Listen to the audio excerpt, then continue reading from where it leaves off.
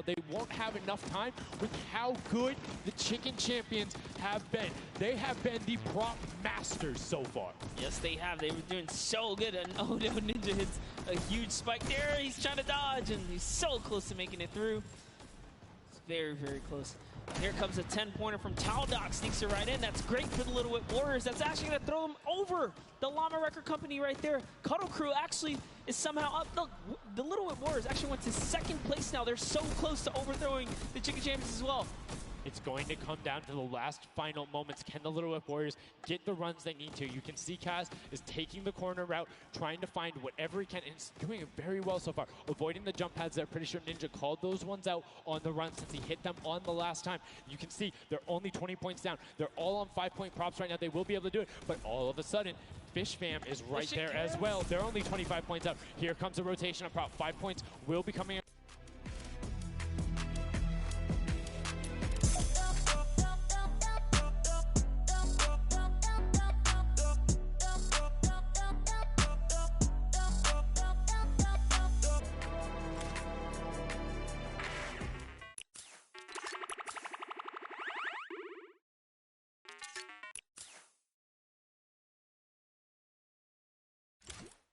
Up to 25 with only 30 seconds remaining. Rubius knows if he can get this water heater in, if he can be safe. Oh, apologies, hidden so well. He was the statue going on there. And as you can see, hits the jump pad, stays on the corner, will get it in. That's going to push them 30 points clear. But as I say that, Fish Fam catches right back up. 19 seconds left, Monster, in the final match of set 2 on Junkyard Juke. Can the last minute scores come through? 25 points. They need a run of 10s. Kaz got in. The box is coming just behind. Fish Fam gets picked up. The Chicken Champions have done enough to round out the final match. Brilliantly done in match 2, repeat at match 3. They are the Chicken Champions. Excellently done, and they defended their crown. That's right, and you have to give props to everyone else that managed to kind of hold a top 3 lead, especially right there in those final moments. Little Whip Warriors, the Fish Fans really coming up at the end there, you know, bumping up their prize earnings, because every round everyone's a winner, but you can earn just a little more. You can win a little bit more.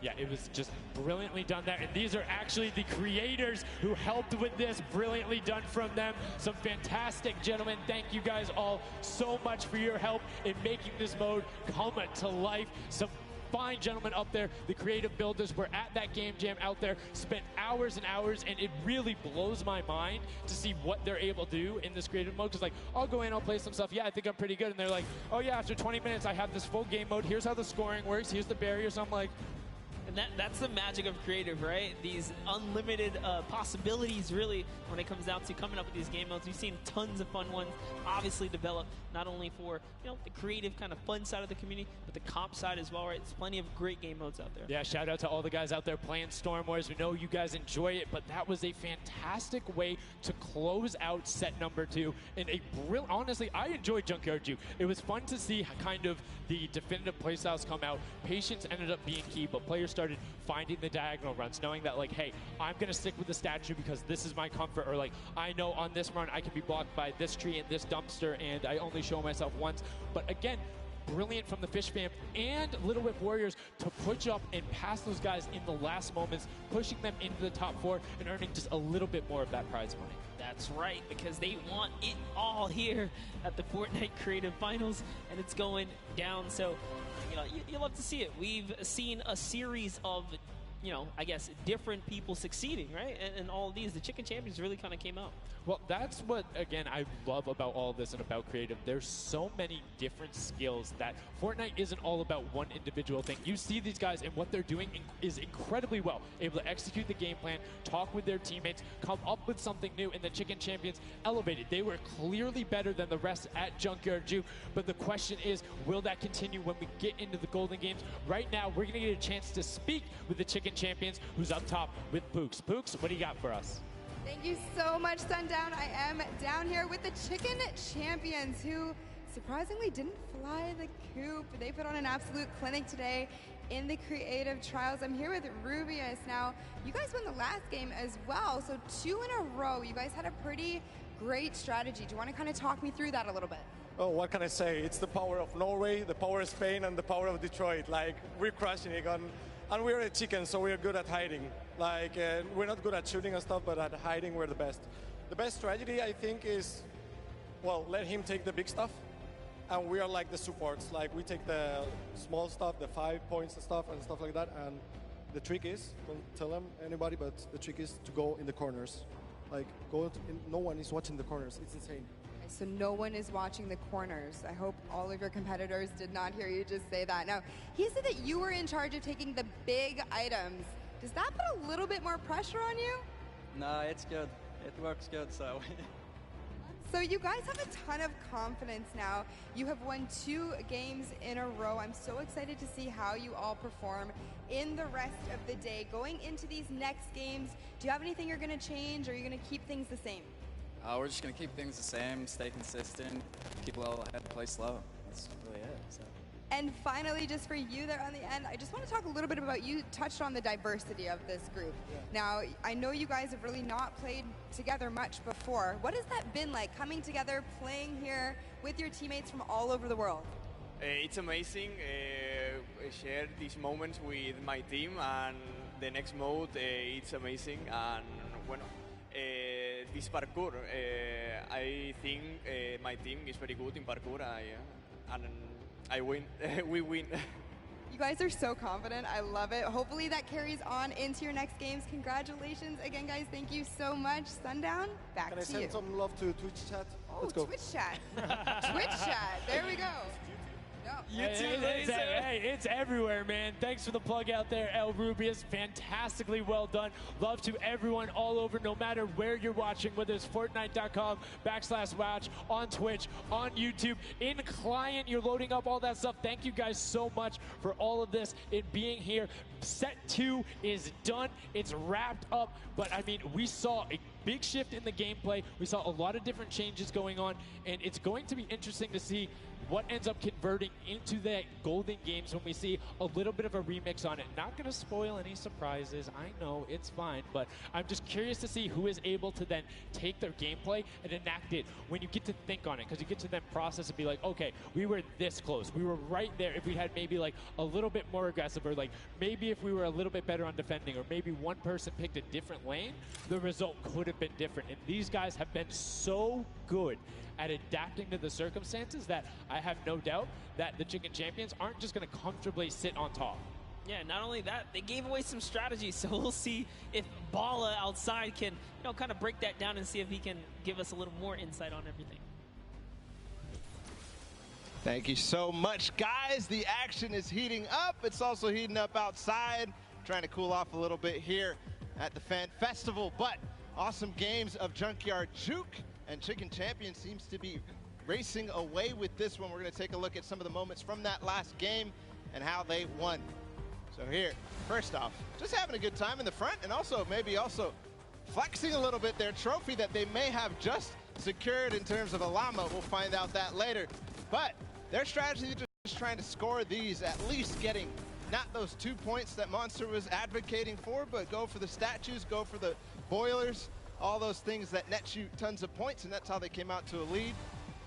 Here it is again, them just cheering on. We have the reactions from the Chicken Champions on their win as well.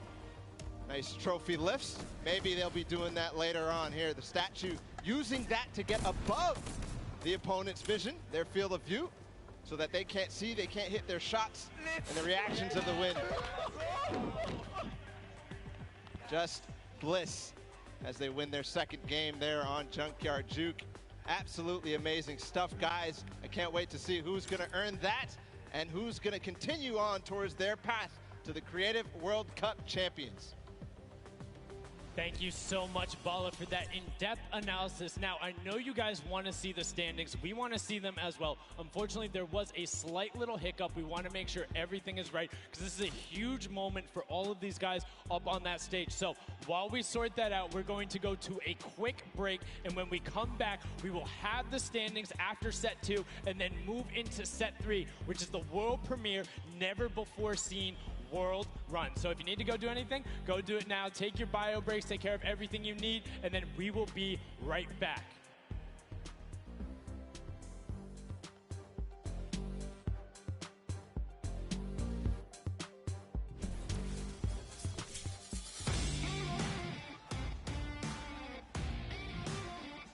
my name's Magma, and today I'm in New York because I qualified for week 4 of the creative trials for Godiga's map. I'm really looking forward to showing my skill set off and meeting all the players and showing everyone what I can do here. When it was first announced that there was going to be creative trials, I was really looking forward to it because it was all I did pretty much 24/7. I looked at it as an opportunity. I find after playing Battle Royale, when creative first came out and Scissors released his first death run, I just instantly sort of, took a liking to it and I enjoyed playing it. And I guess from there afterwards, when I found there was money involved with doing death runs and stuff, that sort of caught me and caught my attention and I started playing more. So with my team, my captain is Godiga. He's a French content creator and my teammates are Chaps and Ardia. I think we can do really well at the Creative World Cup. I think our team has a good combination of the death run skills, but also the shooting and building and the good chemistry we have in the team. I think it can really make our team do well. Magma and my team, Raven's Revenge, is going to do really good in the World Cup and we're going to smash the rest of the competition because we have the Battle Royale skills, building, death run, we have it all.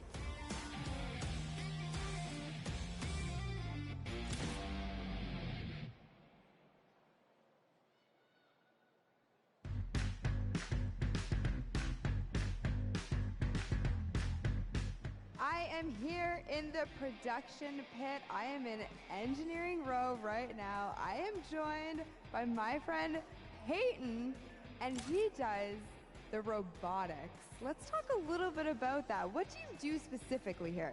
We have a bunch of robotic cameras around the arena that we shoot different angles from, and we're able to pick up shots of the players that are playing the game. We also do a lot of crowd shots, so we're able to shoot the audience and get some really great reacts for both the stream and for the front of house feeds that go up on the screens. You guys heard it. If you're out in the crowd this weekend here live for the Fortnite World Cup, show us some energy because Peyton is going to be looking for your reactions and you could end up on stream. You want to play with it, see how it goes? Of course I do. That's not even a question. I'm so into this right now. This is amazing.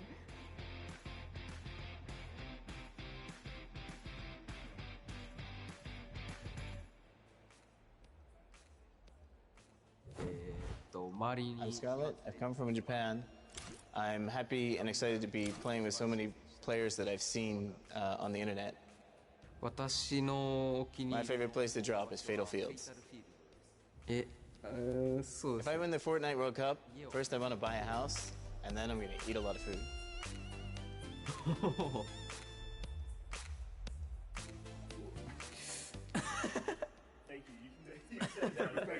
It's so heavy. World Cup Ponsen. I'm definitely going to win the Fortnite World Cup, so keep cheering for me.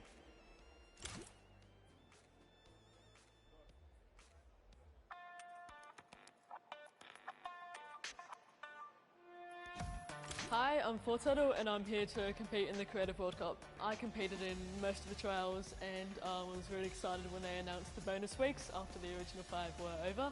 And I competed in the Jaded 100 level map and I had to speed run 100 levels as quickly as I could. I really enjoyed all the different styles of maps and death runs that there are, and I really enjoy speed running them and trying to get as good as time as I can. The moment I found out that I qualified, it was just insane and I wasn't sure if I was going to before that, and it was just crazy that I am here. And Fortnite and the Sunshine Soldiers are going to win because we have 2 captains, so we're twice as good. What is going on? We're getting some good practice here for the Fortnite World Cup Creative Finals happening very, very soon. A lot of first thoughts, first looks at the Sky Station Showdown, which is an incredible map. It was a great map. I mean, it mixes a huge new element into the game. You know, you got to protect the person with a sword, capture the objective, but my team, great teamwork, and, we kind of pulled through at the end there. It was awesome. 1,000%. So being able to kind of get your hands on the map, before, obviously, the big moment. Get some practice in. It's nice. It's huge. It's huge. And so, like you said a second ago, this is a brand new way of viewing Fortnite and playing Fortnite, which is incredible. Exactly. It's super exciting to see what people come up with, and then also turning it into a competitive aspect and put it in the game and make this tournament. So it's amazing. So any general kind of thoughts, concerns maybe about strategy? I don't know. I think we won, so we know the strategy. All right, listen, this is practice still. We've got the big moment coming up very soon. But do you want to shout out your team real quick? Yeah, no, we've got some speedrunners in our midst, actually. We've got Tyler, we've got Zand, and Suzu. They are all speedrunners of death runs. And as you know, later in the Creative Cup, there's going to be a death run involved level. So we're going to take that one home, too. Inspired by the creative man, Scissors himself has made many a streamer, many a content creator very angry with a death run, myself included. Great job with the practice round. We'll see you very soon. I'm excited. Love it. Thank you. Ladies and gentlemen, welcome back to the Fortnite World Cup Finals. We are here in day number 1 where the creative finals are going down. The stadium is jam-packed with fans from around the world who have traveled here not only to watch us crown World Cup Creative Finals champions, but also solo and duo champions as well. I'm Zeke, this guy right here is Bala, and we're getting ready to hop back into all of the action.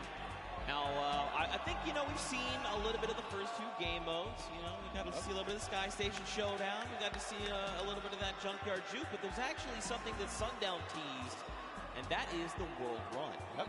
The World Run coming up next. It is an awesome, it's something that I think a lot of these players are used to. Yeah. And I think they'll be very, very comfortable here. We'll have to see whether the challenge of the obstacle course will be, anything that these guys can balk at, or if they're going to be able to just cruise through it. We'll see. It's going to be fun, though. Well, it's going to be really interesting, right? A lot of these players are very familiar with death runs, and it's very, mechanical, right? Yep. If you know how to execute, you can get through these obstacles, but you have to kind of get your eyes on them first, figure out how they work, and then make it through. So I think it's going to be very interesting, very fun for everyone here, and all the players as well. I'm hoping to see someone make it to the end. I don't know that anyone will, though. We'll see. 30 coins, and from what we've seen in practice between us and other people, it's very difficult, so we'll see. We'll hop into the overview and stuff like that later, but just to give some examples of the things that there are, there's the trap, trying to trigger them, making sure you move. Impulse grenades are in play in this. There's some lava, all sorts of treacherous things you have to get across in this world run. A lot of Neo jumps as well. And again, massive shout out to the 17 content creators that helped put these maps together. Mad props to you. Their hard work is being shown here on the stage. And these guys are at home, here, of course, playing it as well. In case, you guys forgot, I'm Zeke. This guy right here is Bala. We're getting ready to jump into these next few matches. We'll get you guys up to speed with all the format and all those things. You kind of tease it, but we'll get there in just a moment. And very quickly, the Chicken Champions were actually the winners for set number 2, Junkyard Juke. Let's take a look at them right now. They were overall victorious of that last set, and there you go. The Tender Defender is there in person to congratulate them, Bala. Rubius and his team, they worked hard for it, and they are the victors. Yeah, and warming up for the next run, but they know now they earned the Silver Llama for that set, so it's 1-1. Woo! Chicken Champions are earning their Silver Llama right now. They're surprised because they were getting ready, but here it is. Rubius is like, wait, do I actually get that? Is that actually mine? Yes, it is. Yes, it is. So, they are the current set winners. They have a Silver Llama for themselves. So that's now 2 different teams that have a Silver Llama. With only a few set matches left to go, I believe, if the Chicken Champions can secure themselves a second Llama, that would be huge for them and their team, but we'll have to see how things go for them. And the timing of the Silver Llama couldn't come earlier because they're about to hop in. This is definitely a booster for them in terms of their emotions, in terms of their confidence going into the World Run, because it is precise, it is difficult. You have to make sure that you hit it, otherwise you're wasting time. It's going to be a race between these guys to get as far in as possible, so that confidence boost is going to help dramatically in this last normal set here. Yeah, for sure, and it is actually a race, the World Run. It is similar.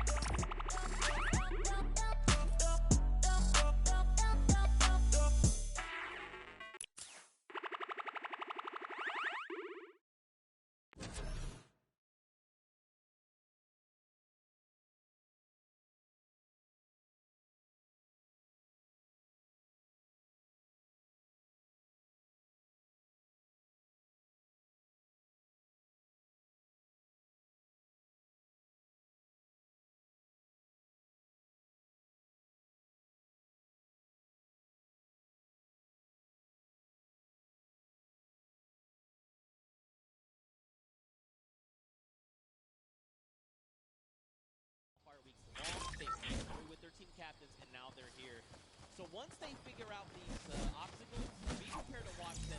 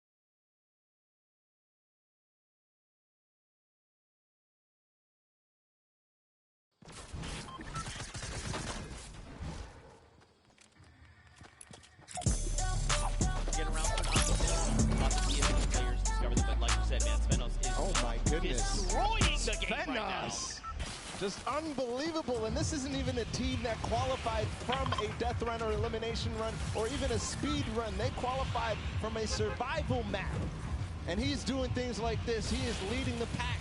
There's a fish fam up ahead of him, though. Yep.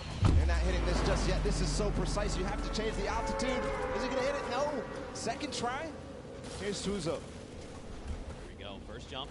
Now this is the impulse. You want to send you a little bit forward. Now this is one where you want to get high. You got to throw it. You got to pop it. No! Just barely Suzo. And he's at 21 points right now in third in terms of coins. And it's all up to timing, I think. Zeke, we might see this end in the first match here. In the first round, they might end up completing everything because they still got 5 minutes to go. We'll see, Bala, because here's the thing. That this next one that Four Turtle is at, we call this the double danger. Let's just look at this real fast.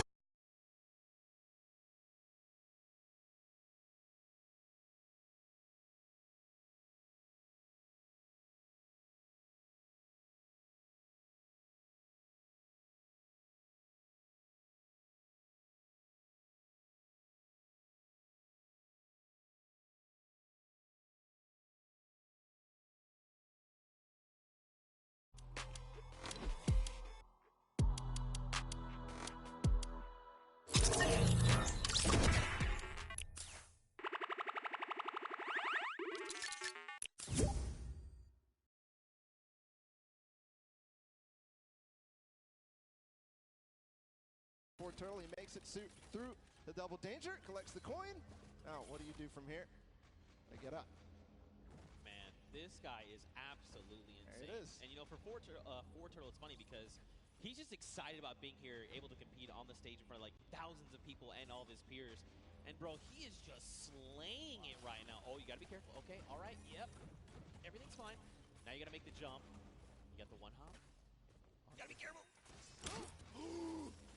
That is... Gotcha! That Get is in trap, baby! That is the first time I've seen that. I've seen the theory. I mean, I've heard it theorized, but I haven't seen that yet. But Fish Fam, I was wondering. It's Scissors and company. 26 points. They're not at the same point that the Sunshine Soldiers are at, but they're at 26 total, the entire team. They have clearly synergized with Scissors here, but looks to be that even the Ravens Revenge are stuck at 26, so this might be a difficult one to get past. Yeah, this one, so the tricky bit about this one is there's actually no checkpoint in between here and where you need to get to. That's what makes the double danger, that double dangerousness.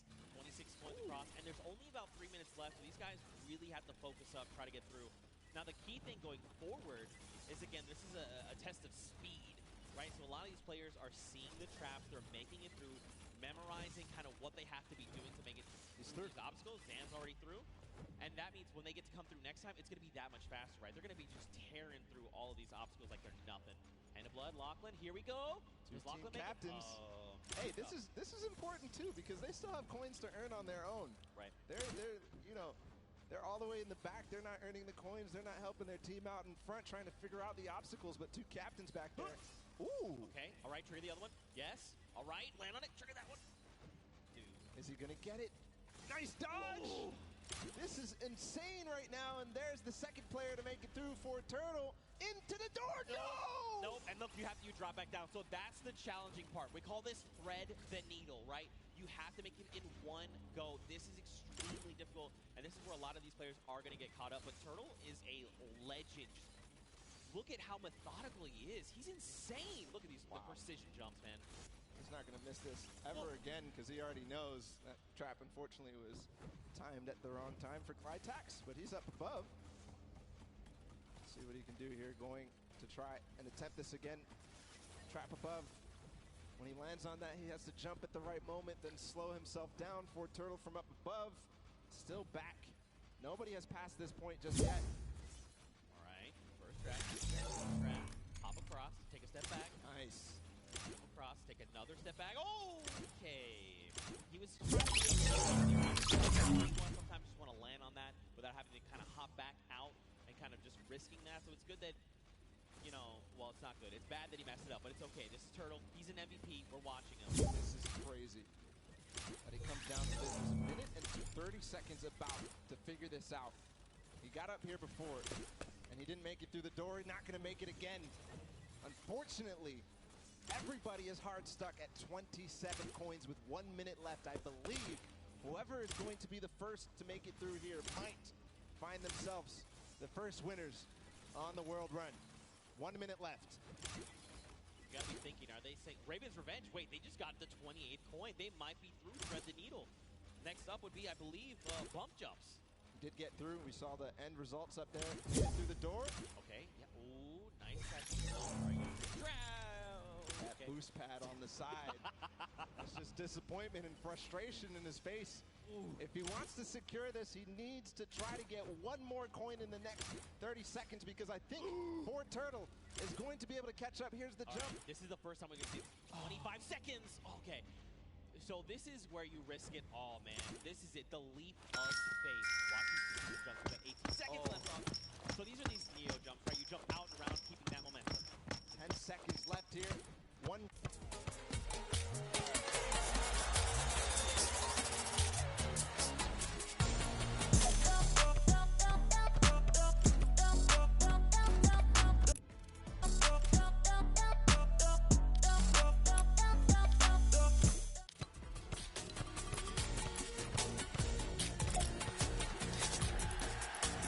Olá, Tiago.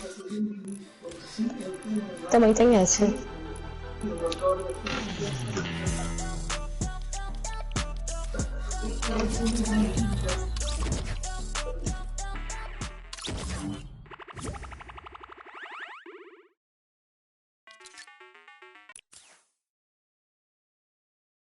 say we know we have to do. Don't forget, make this precision jump here, do these little things to try and get through.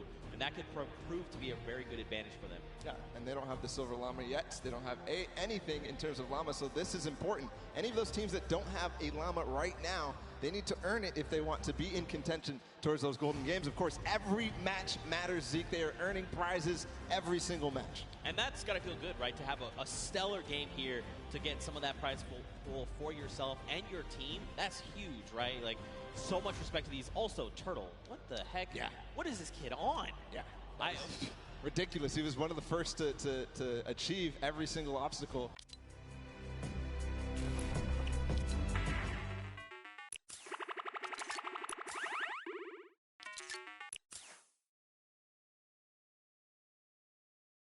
Taken at the end, but you know, next time he knows it now. He's probably going to be the fastest to get ahead of everybody because he knows it all now. And you saw how mechanically good he was once he figured out the obstacle. So I think all signs are pointing towards another Fort Turtle performance like that. I mean, like you said, this guy is not up here, and that's pretty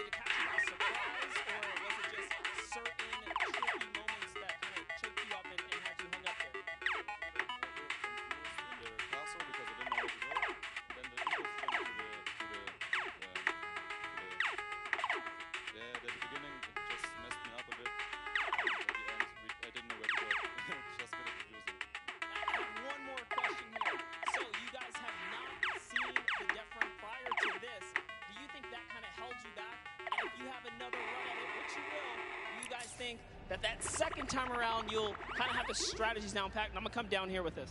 Yeah, I think that the first time around is always the hardest because, you know, you're kind of going into this environment, you don't know where to go, but the second time around I think we'll be a little bit stronger and hopefully we get better time.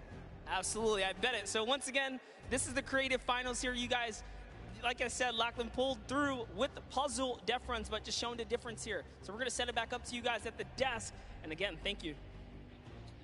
You know, Lachlan, you are good at many things, but apparently you're showing the world you're not the great at impulses. But it's okay. You're going to have another shot and showing them that the original thought we had is wrong, because I know you can do this. I know you can. We had a chance to talk earlier, and you're like, bro, I'm the best. And I was like, I know that. Show everyone that. You just got to show them, Bala. You know what else we're going to show them? We're going to show them the standings after that first game in this set right now. Who ended up where in terms of the prizing and where they are on their journey to the llama at the end of the set. So it's Raven's Revenge, obviously, in first. They earned themselves $55,000 and that much for the silver llama. That's right, but don't forget, Funky Fighters ended have those silver llamas. That is going to be a massive determining factor in going forward. You know, if you're Raven's Revenge, you are absolutely looking at that Silver Llama if possible, because that's going to put you in contention, right? Then you have to set your eyes on the Gold Llama for the tiebreakers. But all in all, to be able to kind of come through and win that prize money for you and your team is massive. They have confidence, right? And again, I think the only other team that stands right in their way right now is Turtle. This guy is a maniac. He's showing us that he is. Let's see if that happens here in game number 2. The Sunshine Soldiers fell short, but Turtle showed us all what he was made for, and I think we're getting ready to go into the match. As all the players are loading up right now, there's the Fish Fam, Scissors and company. They're all about to start. The gates are about to open. Guys, let's hear it for them. Ah, there you guys are. You're paying attention. I respect it. Here we go. 10 minutes. Countdown has begun. The gates are open. And now here we go. Fusey is first out of the gate, immediately just flying. You can see this is completely different than before, right? Before, people were kind of taking their time. Hey, what's this? I can't see where this ledge. What's going here? Let's sit here and inspect everything. That's not the case now. Everyone is just flying through these obstacles. Yeah, a couple of these guys have not gone down yet. Here's Magma making his way through with the Ravens' Revenge. This was the team that came out on top and was the player that led them all the way up to those treacherous stairway that we saw at the end there. Almost getting up around the corners. And here it looks like we are almost to the castle before Turtle. And this is the player we were talking about so much, Zeke. That's right, man. A legend in every way of the word. Stewart almost making the jump for the Sunshine Soldiers as well. Unfortunately not. So this is this trap, this obstacle, very precise jump. You actually have to impulse a very specific way, at a specific angle, at a specific distance away from you to make it all in one jump. You can also, I hope they're not listening, but you can turn around and actually impulse backwards, right? So you face away from the tires and impulse yourself backward while jumping. Again, even doing that though, very precise. You know, you have to make sure you're doing this in one go. Look, Hyozi's already here. He's already trying to collect the coins. Already towards the half pipes in the castle. Wonder if he already triggered all the traps down below and grabbed that coin, or if he's leaving that for another teammate. Gonna grab that coin perfectly. Nice job by Hyozi. Now he's moving up even further. No, he's gonna go back to get those traps. He made it. There you go, Suzu. Nice. All right, trigger the trap. Take a step back. Impulse forward. He's already too through the shallow. castle. I mean, look. Through the castle. Yeah, I'm actually surprised. So don't forget, the castle is open. So once you do make it to that halfway mark, you can just send someone forward, right? Like even if you're the first one and you're really confident, you can say, hey, Bala, I know you made it first. Just go up to the next round. I'm going to stay behind. I'm going to pick up the coins, right? So quite a bit of teamwork going into this. But look along the way, man. These jumps are crazy. Susan, what are you? Okay, what a legend. Yeah. What a legend. Showing everybody that he can hang. He's led on the team of Scissors with Fish Fam. We saw them not too far in the prizing. 18 points right now. They're leading the way. But no, it's actually Turtle again. Already towards these varying distance impulse jumps. And is he going to first shot it? No, not exactly. But you know he's going to hit it on the next time. Yeah, absolutely. Again, you know, this is kind of one of those things. The more that you do this, the easier it is the next time around, right? Once it's like you throw it here, you're like, nope, that's not correct. This might be it. Okay, closer.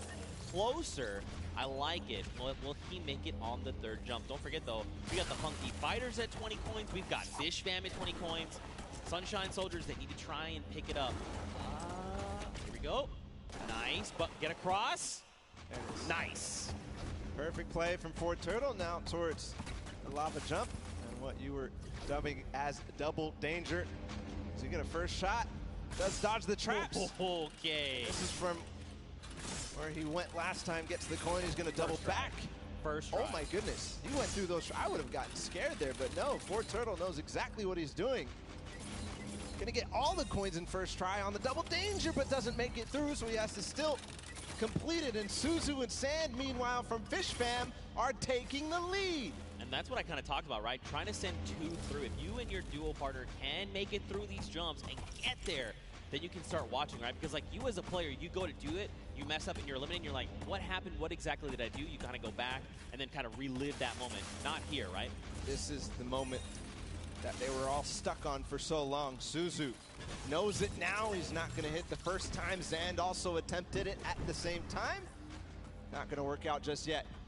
Here, they're going to give themselves the opportunity. Suzu trying again. Triggers two. The third, yes. The jump. right, Yes. nice. Oh, it's in. He was worried there that he might have pushed the door him off.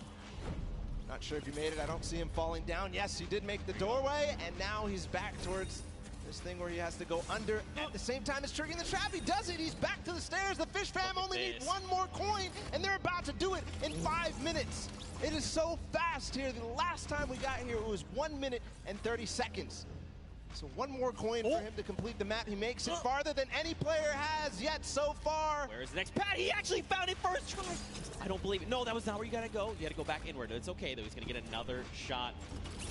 Man, that was very impressive. Honestly, I would have been like, where am I supposed to go? But that's why this is called the leap of faith. You've got to jump around that corner and hope that something will be there to catch you. Faith he has. And with 4 minutes and 50 seconds to go, not a single person, not a single soul in vision.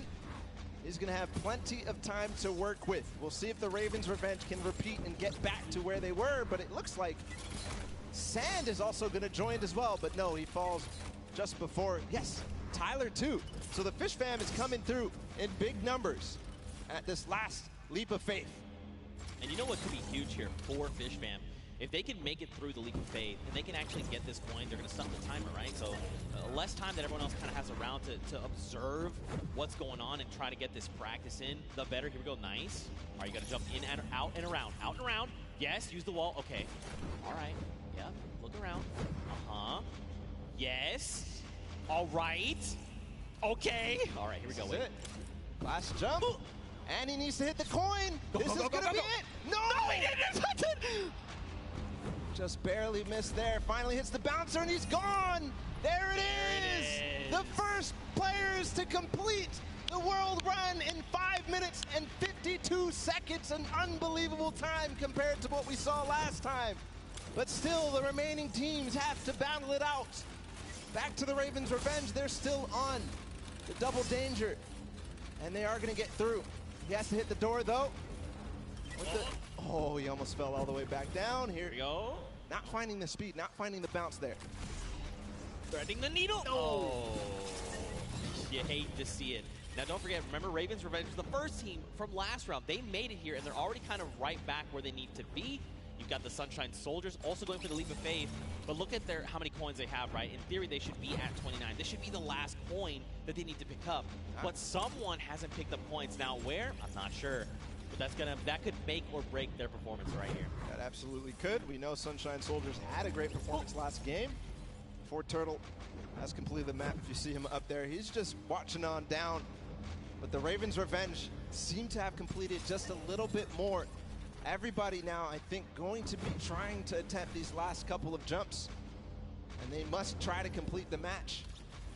But important to note is the Ravens' Revenge in second place right now. They need one more coin as well. That puts them in a huge advantage for that Silver Llama when we go into the third game. What just happened there with Stewart? He just climbed to the top with the tires. That's right, the secret tires. See, these are little things you discover as you're... Oh, it's okay, Stewart. Don't worry. Take a deep breath. Line it back up. You got this. 2 minutes left on the clock, Balla. Taga all the way in the back. He's catching up with his team. He's going to hit that. Can he hit the last one? He lost a little bit of speed, but he does. So he's joining up. Maybe he can collect any coin that he missed. No, it's actually going to be Arthur up here. He's got to finish the leap of faith as well. So number of teams here. Man, you got to think, if you're everyone else, you've already seen the Fish Fam stop that timer at 5:52, right? Just under 6 minutes. So you're thinking, we have to go. We have to be hitting these jumps, and that's just applying more pressure, right? Especially with a crowd here roaring as well. You know, there's all this pressure on the line. Nice jumps here. All right, keep looking around. Yeah, you see it right there. Bounce off the wall, out and around. Oh! So difficult. So challenging. He's learning the reasons why right now. He's going to continue to get more attempts. Meanwhile, the Funky Fighters have gotten their last coin up to the final one. Kuto being the player who gets there. He's on the leap of faith as well, so it's just head-to-head against these two. And this is very important for Funky Fighters. They need to stop Ravens' Revenge. If anything else, getting second obviously important, but also because it's head-to-head against Ravens' Revenge, this is such a meaningful final jump. And, I mean, don't forget, they were the winners of that first round, so they already have points built up from that. If they can secure this last coin, that could be massive heading into the standings. But But again, we've just got about 50 seconds left here. You can just tell they're just trying to hit these jumps with everything they can. Okay, Kuto, right, a little bit further than we saw him last time. He's got to make the leap. Yeah, this is the one you have to go out and right, right? There okay, you go. now the bounce off the wall. Okay. Looking exactly, seeing if there's any more opportunities. He makes it. Okay, this could be clutch. Bounce. This could be clutch here from Kuto. Just gets to the top here, and then he needs the bounce pad. Yes, perfect. Just the coin now. He gets it! There it is! 9 minutes and 23 seconds ahead of the Ravens' Revenge. Still time on the clock, though, for the Ravens' Revenge to collect that last one. And what's impressive, too, is that 2 players have actually completed 4.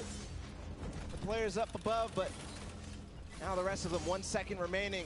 It's still going to be the Fish Fam, 5 minutes and 52 seconds, who take that one. That second map of the World Run is down and done. Man, mad props to the Fish Fam. They did it in almost under 5 minutes, right? They came out at that 5:25 mark, 5.5 minutes. Now, Funky were right behind them. A little longer, right, at that 9:23 mark, but still, they got all 30 coins. If we have to go to tiebreakers, these 2 teams have 1 more coin than everyone else up at that 29 mark, so that could very well make a big difference heading into tiebreakers. But again, Fish Fam, way to show up. I respect it. It's crazy, the improvement from game 1 into game 2. Yeah. It was just awesome. Ravens' Revenge, obviously, in the first. Fish Fam clearly improving all across the board. It wasn't just one person. It felt like it was the entire team, because that time was unbelievable. That's going to be hard to beat.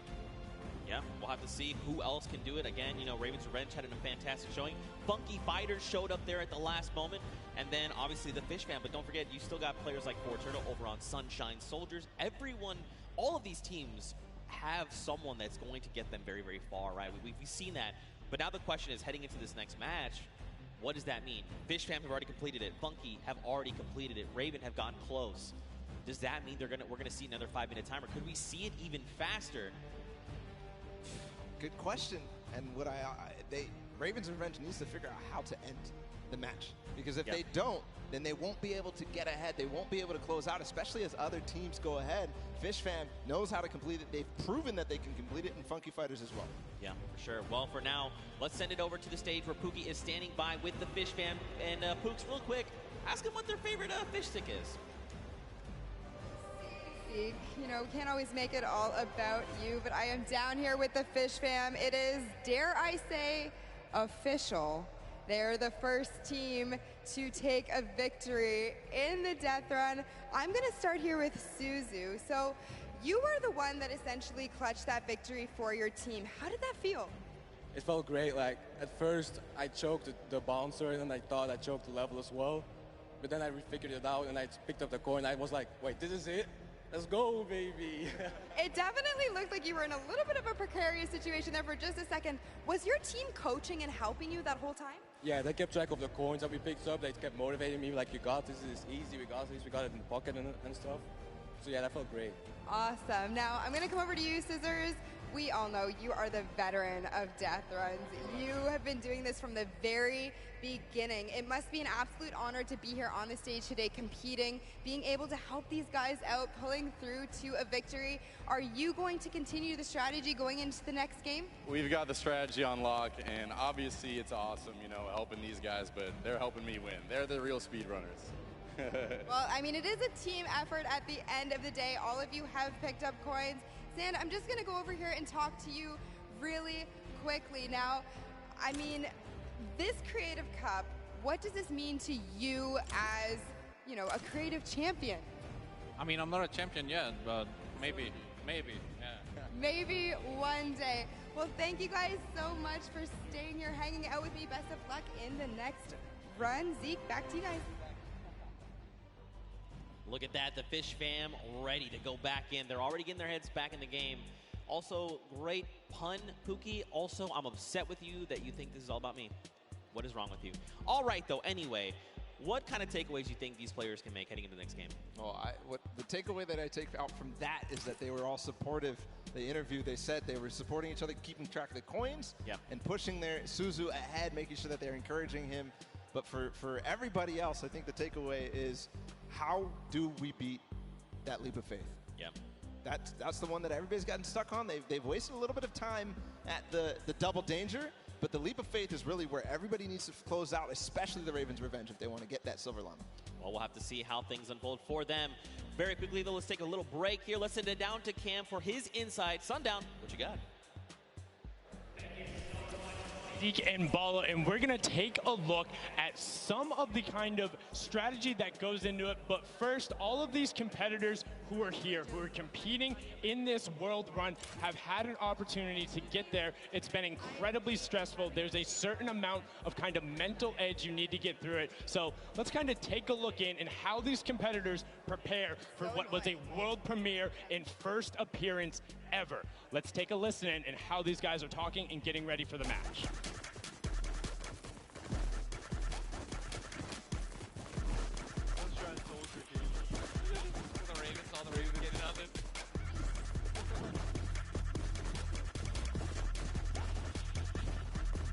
Oh, they only have one llama. This is absolutely amazing there. You can tell Ninja and then the trendsetter right there throwing the peelies in the air, but also big shout out to whoever that was on the llama record co. I saw you there hitting the llama bell. I got you. But now let's get into some of what happened during the world run, some of the kind of cooler straightaways and, you know, some of the tough challenges that you face. So first, right away, here's a run coming out from Chappie of the Ravens' Revenge, and this was one of the first obstacles you hit. So you can see he's on pace with everyone else, but what makes this so great is how efficiently he transfers this over into the castle jump. Is barely able to delay. This is one of the toughest first things to get when you reach it. This is his first time ever seeing this jump. No problem. Hats off to you there. And then what does he do right away?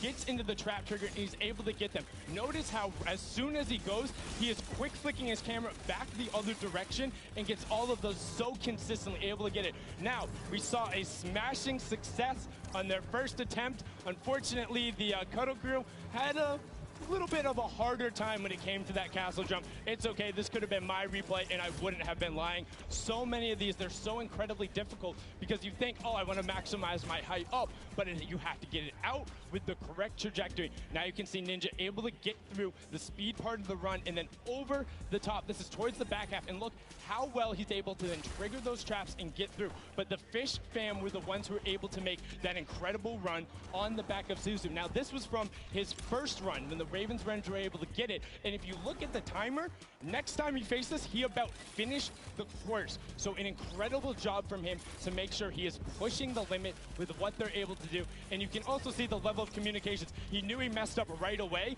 and then he immediately communicates to his team. It's like, hey, you got to run and then go up. Now you're in kind of that double trouble area trying to get the triggers. And this is where they got held up for a significant amount of time. A lot of the competitors not being able to bait the chaps correctly, and now we're over with the Ravens Revenge, who were able to power through this. Again, this was from the match number 1, and you can see how he's using quite literally every single space available to him, including the rock, including the jump off the side with the airstrike to then get up to that leap of faith, which is such an incredibly hard challenge. And only having 2 teams full completed it after the 2 runs when all of these players are such strong death runners. You can see the Fish fam. Look at the timer on the clock, 5.5 minutes, and he's so quick going through it, and he's precise. He lines it up, he takes a step, and he goes. My question is now, between Suzu and Zen, they were so incredibly good last game. Can they beat that time? Can they keep pressing the pace, and will they be able to do it better? Because when you get up here, you have to do everything right, find the lineup, not miss a single one of your drops, and then get the final coin. Was able to then double back and grab it there off the launch pad for that 5:52 time in the #1 spot in match number 2. This is now the second time we've seen the world run, and we asked the question before, what happens in run number 3? Can the Ravens Revenge get over that last obstacle of the leap of faith, or will everyone else start pressing up higher and higher and being able to challenge him? Match 3 is about to be underway. We're going to throw it back inside to Zeke and Bala. Gentlemen, take it away. Thank you so much, Sundown, that insight. I mean, he's asking the tough questions. What happens in match number 3 of this set? You know, again, Fish fam, you saw, I kind of touched on a little bit earlier, you want to have as many people up on that leap of faith as possible so they can just sit there and rotate around. But before we hop into this next match ball, I think we probably want to take a look at the standings. We want to see how things are going for all of these players together. And of course, you want to take a look behind us. We've got Fish Fam up there in first place from that last match. Walking away with a nice chunk of change. Ravens Revenge there in second, Funky in third. Don't forget, Funky Fighters and the Chicken Champions both have silver llamas, and that's going to play a big factor later on. Everybody needs to make sure that Funky Fighters do not get that last silver llama, because then they are out of contention if they don't have a silver llama. Because Chicken Champions don't really mind, because they have another place to play. They are kind of out of contention for this silver llama right here, but still, so many different teams have an opportunity here. The Ravens Revenge, the Funky Fighters, Sunshine Soldiers with the Ford Turtle, and then the Fish Fam as well, able to collect it. So we are going to get into the next game of the World Run, the last one of the set. Here we go. The timer is counting. We've got 10 seconds before the gates open, and they start the run. Scissors, you can see the focus in their eyes a little bit there of Turtle, and here we go. Ladies and gentlemen, the World Run commences right here, right now. The players are out the gate. Here we go. The first run, Taco, Taldak, they're right out. Ninja falls, unfortunately. So does Kotu. Zan there looks like he's making over with Tyler. Magma, Kororo, they are just neck and neck. Again, you know, it just goes back to once they figure it out, they're just going full send. I want to see who gets out to the early lead here. Suzo, the champion of the last one with Fish Fam. He's a little bit behind, but again, he has the opportunity to catch up when he starts getting to those more difficult obstacles. Right now, it's not looking like anybody really taking a huge lead, a huge advantage, because we all saw how proficient they are in these early stages. Really, the first obstacle that stumps most people is this impulse jump. That's right. Here we go. Don't forget, this is that precision impulse jump. You can do it forward, you can look away. First jump, unfortunately too shallow there on both sides, and both from the Fish Fam will be going down there. I saw there on the left, there is actually a team that has made it across. You've got Ravens Revenge, who's in the castle, and I believe it was actually the Llama Record Company that are also at the castle right now. Fish Fam, the Cuddle Crew, Ravens Revenge, Sunshine, and the Funky Fighters. And now the Llama Record Company all have 11 coins. See the castle run, how fast they can get through there as a team. Also very important, as most players are now getting through this first difficult impulse jump. Looking for anybody rising up, looking for anybody completing this trap obstacle course inside the castle.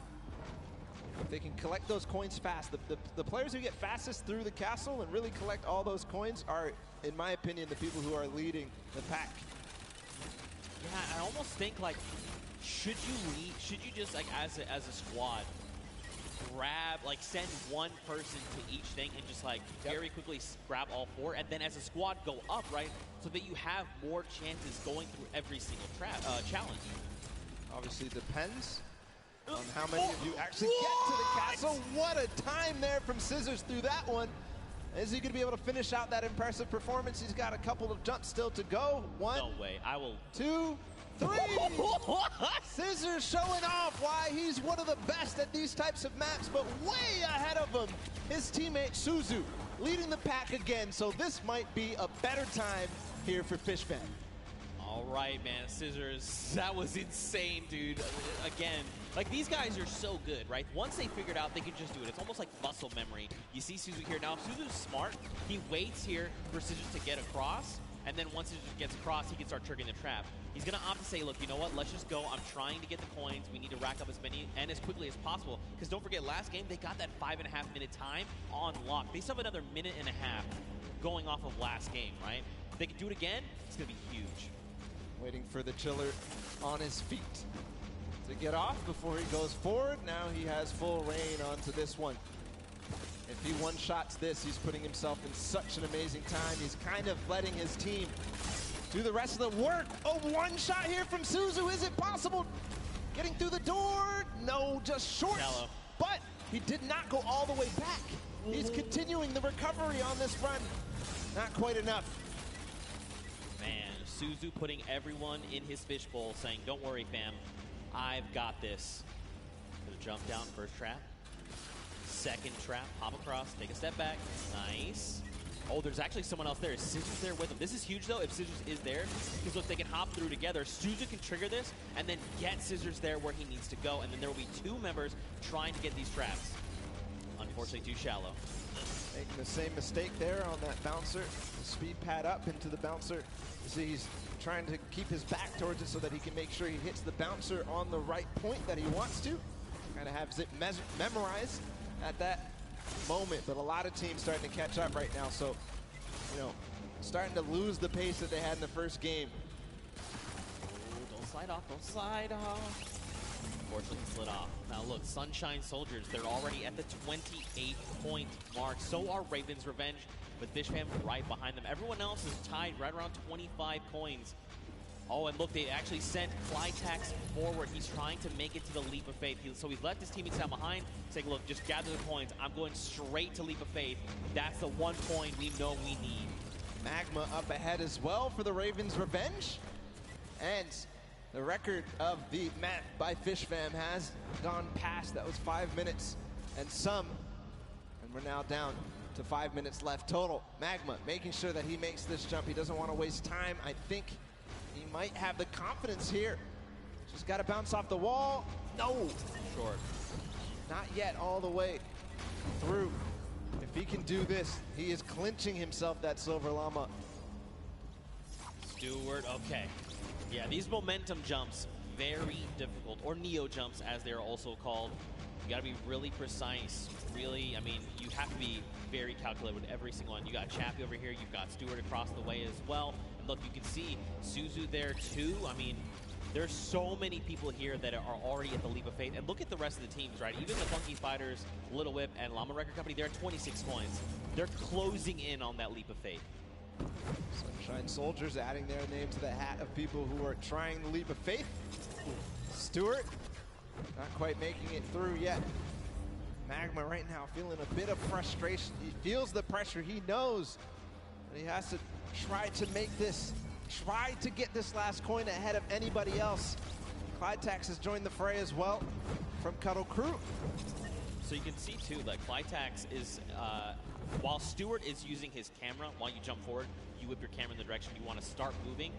Clytax is doing the opposite. He's actually just using the momentum from his movement abilities, just like his keys, to get him where he needs to go, not even touching his camera at all. 2 different ways to approach it. They're both about the same. It just depends on which one you're more comfortable with. Magma here. He's in a good spot. Great ricochet there. All right, just take it easy. Nice. All right, good Almost. Land. The tires? He's just going for it. Yes. He's just going for it. Could he be the first one? No, Sunshine Soldiers have actually already done it with a 623, and Raven's Revenge there with the 636. So Sunshine Soldiers sneakily got it, but still a great time from them. Don't forget, the first round, they were the only ones at 29 coins. What a close race, though.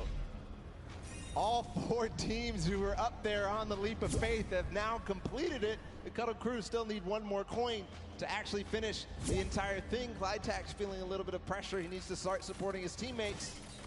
And then the Llama Record Company sitting at 27 right now. I think this is one of the first times we've seen them towards this double jeopardy, towards closer and closer, edging their way at the Leap of Faith. The Cuddle Crew have completed, meanwhile, just past 7 minutes. So the standings right now are shaking up with all of these teams being so close together.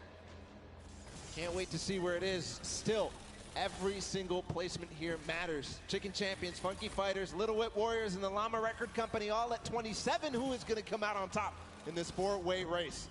And don't forget, this really does make a difference, right? They're all competing for prize money, so being able to come out ahead of another team, that's going to secure you more of that pot, so they have to be very careful, right? They have the 2 minutes left, but man, to see all these other teams, 4 of them already get that 3rd coin.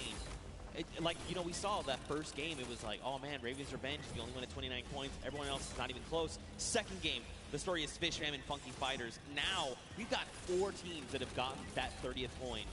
Insane, especially how close it is. Like, even look at Raven's Revenge and Fish Fam, right? Just a few seconds difference. And all that could mean a huge amount when we look at the standings at the end of the match. But meanwhile, nobody yet up to that Leap of Faith. Oh, actually, Kuto We saw him finish the game last time for the Funky Fighters. See if he can do it again. He's got 1 minute and 15 seconds to do it. Came in second, just behind the Fish Fam in their record-breaking run. Can he do it now? All pressure on him. And I mean, you gotta look, right? All of his other teammates are still being eliminated, right? They're trying to get up there because, again, just more shots you can take at the leap of faith, the better, right? The more chances you have of securing that 30th coin. So many teams are approaching this leap of faith now. You can see in the background, there's at least 3 teams up here total. Could be also some players who have not yet finished the map from the other teams. As Chappie sits there, Chicken Champions making their approach. I'm wondering, Kororo, if you do this last one, you are going to beat out the Funky Fighters. And that could mean huge placement in terms of the prizing at the end of this. 30 seconds to go. All right, wait, he's made it. Okay, look back down. Okay, it's fine. Small jump. Got it. Last jump, and he's got the coin too. There you go. So the Funky Fighters finish up ahead of the Chicken Champions. Kororo, fortunately, is going to fall shy. But at 29 coins and 5 seconds remaining, I think that's going to be the end there for this. These are the standings as they are. The Chicken Champions come out there. And what an amazing run it was. Wow, 6 teams secured themselves the 30th coin. Night and day situation coming out of that first world run we got to witness. But look, smiles all around. Again, in case you're just tuning in, welcome to the Fortnite World Cup Creative Finals. These are the very best of the best from the creative side of Fortnite. And they're all joined here by their team captains and facing off for a prize pool. And these games have not disappointed. The World Run, honestly, I take it all back. I thought we weren't going to see a 30th coin. I'm a liar. I don't know what I'm talking about. Nope. They smashed it. These guys are the best of the best. Fish Fam, Raven's Revenge, these guys showed up hard on this world run. Absolutely incredible performances, 2-time finishers all the way through. And now we also have to be able to think about what these standings are going to look like at the end of the day, because it was close, right? Raven's Revenge, that first one, and then getting second, and then getting second again, could mean that they are in contention for that first place here in this set. Yeah, I mean, so Raven had plenty of 29s, right? They came in second, I think, just about every game except that last one. You got Fish Fam. They had the fastest time of 5:25. In that last game, we saw Sunshine Soldiers, though. They had a 6:23. So it depends where they place in those other matches, right? What does that mean for all these standings? Don't worry, we're tallying everything up. We're breaking it all down, and we'll have that for you as soon as we are ready to do so.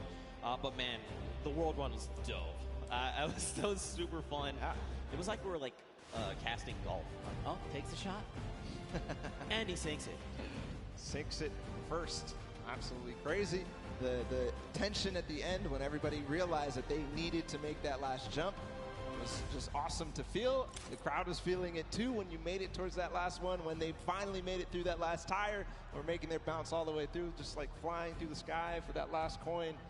Felt good. It's got to feel good for these guys. Yeah, and I think, too, being able to just, like, key in on different players, right? It wasn't like it was 4 Turtle. We saw in that first run was dumpstering everybody else. Then it was like next game, there was different people that were really showing up. Even that last game, right? Scissors, the straight back-to-back just crushed 3 or 4 obstacles in a row. It was insane. But for now, let's go ahead and send it over onto the deck with Pookie Face. She's standing by with the Sunshine Soldiers. So, Pooks, what you got? Hello, Zeke. I am down here with the Sunshine Soldiers. They're the most adorable team, in my opinion. They are coming from all corners of the globe. They've come here to compete today. Now, so far, you guys have, there have been a couple of struggles, but the day isn't over. We still have the remixes coming up, so keep that in mind. Do you guys have a new strategy going into the remixes? That's top secret. Hidden information. Yeah. Information, that's it. And you, coming all the way from Spain, it's so lovely to have you here, Daniel. What has it been like to... I'm actually from Mexico, not Spain. From Mexico, sorry, from Mexico. What has it been like to be a captain of your team for the Creative Cup? Yo amo a estos chicos, en verdad creo que no puede tener mejor equipo, estoy demasiado contenta de tenerlos conmigo y estoy súper feliz por la experiencia. I feel really happy. I couldn't have a better team, and I'm super excited about this experience. That's incredible. We love having you here. Thank you so much. And I'm going to come over here and talk to you super quickly. Now, you're one of our youngest competitors. So being here, seeing all of your idols today, that has to be exciting. You know, when you told your family that you were coming here to compete at the Fortnite Creative World Cup, what did they say? They were just super happy for me, and they was really excited, and yeah. Do you want to keep competing in these massive Fortnite events? Do you love this? Yeah, it's really good. And finally, down here at the end. Now, again, all of this diversity is incredible. Now, you're here just essentially to compete at this event, but not only for that, but you're representing your country. So how does that feel? Is that a lot of pressure? Yeah, there is a lot of pressure, and it feels amazing. Even though there's the pressure, it also feels great. Well, you guys are doing an incredible job. Best of luck to you in the remixes. Gonna throw it right back over to the casters. Man, Pooks, you are not lying. They are adorable. They're all so happy to be here. You love to see it. Man, the Sunshine Soldiers again. Mad props to them for coming in with that 6:23 time in the last set of that match there. Again, though, 6 different teams, all with 30 coins. What does that mean for the standings? That means basically it's anybody's game, right? That just means anybody can take this because everybody really was pushing the pace. Everybody was making sure that they were in towards the top. It was basically shaken up from top to bottom, except maybe the top 3, right? Yeah. Raven's Revenge, Funky Fighters, Fish Fam, all these guys completed their runs and placed highly in the other ones. So I think that they have a good opportunity here, but still, anybody's game, just like you said. Yeah, I mean, for sure, we have to look at things like Raven's Revenge, right? They had fast, they were 29th in their first game at 29 coins coming in first. They had a second place as well, and then they managed to get themselves to 6:36 time. Let's go ahead and take a look at some of these replays that we kind of watch over the course of these games. This one specifically is coming out of the Sunshine Soldiers. They did, in fact, win this last match here. But again, just look at Stewart. Look at the precision again. The leap of faith. You know, it's crazy because, like, in just looking at it, you're like, that doesn't seem so bad. It's so but difficult. It's insanely difficult, the precision jumps you need to make. To maneuver yourself through that. He actually made that in one hop. Everybody else was stopping before that. He went all the way to the tire and jumped over.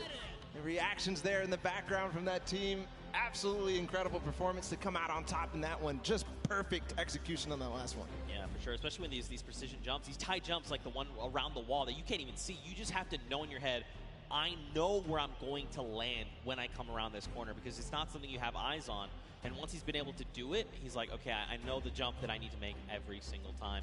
But ladies and gentlemen, you guys got to get ready because we're coming down here to the wire. We are very close to knowing who are the set winners from the World Run. Everyone gave it their all. Man, did they show up huge. I'm not disappointed. That was so much fun to watch, especially coming off of Sky Station to then Junkyard Juke to this. Just 3 almost completely different creative game types we got to see today. Yeah, we're putting them through the ringer. They have to do all sorts of things. They have to show off how versatile they are. And in the World Run, they showed it. All the teams who did compete and play in the World Run to qualify for here ended up showing off really well. Obviously, the Fish Fam with Scissors and company, they had probably one of the most difficult elimination runs ever. Yeah. So clutch to be able to perform here. I think we have the standings. I think we have the winners of the set. It's gonna be Fish Fam. Congratulations to the Fish Fam. Look at them. They just want to get back in. They're not even ready to celebrate. They are the winners there of the World Run, and there he is. Fish Stick is walking out with the Silver Llama, ready to present his team this coveted. Look at this thing. It's so shiny. All right, I'm going to go down there and steal this, actually. I want this. I mean, anyway, there you are. The Fish Fam are being presented with the Silver Llama. Look, they're like, yeah, baby, let's go. We got that. That's ours. Well, congratulations, guys. There's the Silver Llama for them. But all focus for them is on to the next matches, because we've got a couple more to go, and it's not over yet. We've got your remixes coming up next. We've got your golden games. Now, first, hold on, let's take a look at the standings. I think first, after that last set, Look at this. Fish Fam come out on top. Going out of tiebreakers, they're the ones that are victorious, and they walk away with the Silver Llama. But the Ravens Revenge Band, they were putting in a lot of work there, also getting themselves some prize money as well. Sunshine Soldiers there in third, and then the list goes on. Again, keep an eye on those Silver Llamas. These are the guys that are in contention for that final prize pool. Now, if you're one of these teams with the Silver Llamas, you need... That is going to come. That's going to be the ultimate tiebreaker. If your team has that Gold Llama, you walk away with the win, especially because it's kind of divvied up amongst other teams. Yeah, the Golden Llama being that ultimate tiebreaker. So the next team to claim it, the first team to claim it, as we see the Fish Fam with their Silver Llama, the first team, the only team to claim the Golden Llama is going to walk away as the champions here. Yeah, for sure. I mean, look, you kind of teased it a little bit. What are these remixes things that we're kind of talking about? You know, what does that mean for the games? Don't even worry. We got you guys covered. We're going to break it all down for you. So, remixes. We're basically going to go back through and play a match of every single match type. Yep. But there's going to be something different about them. So, starting with Sky Station Showdown, the remix for that is that all players can earn points, not just your sword bearer. That is going to be playing a big factor. We've also upped the typical 1,000 points needed up to 3,000.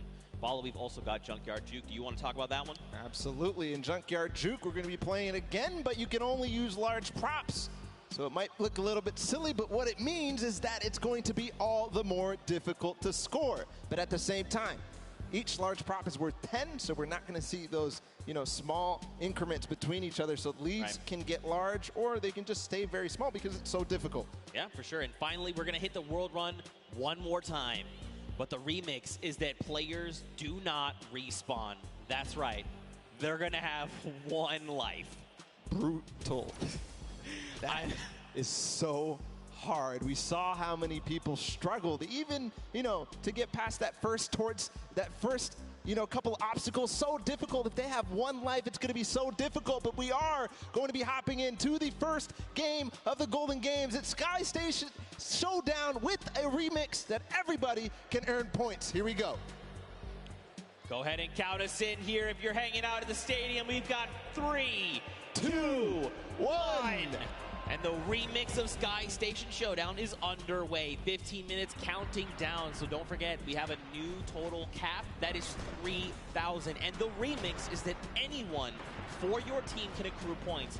This also stacks, by the way. So if you and your squad are sitting on a point, you're getting 3 points per person per second. So what does that mean? Will that mean players try to push points and lock them down?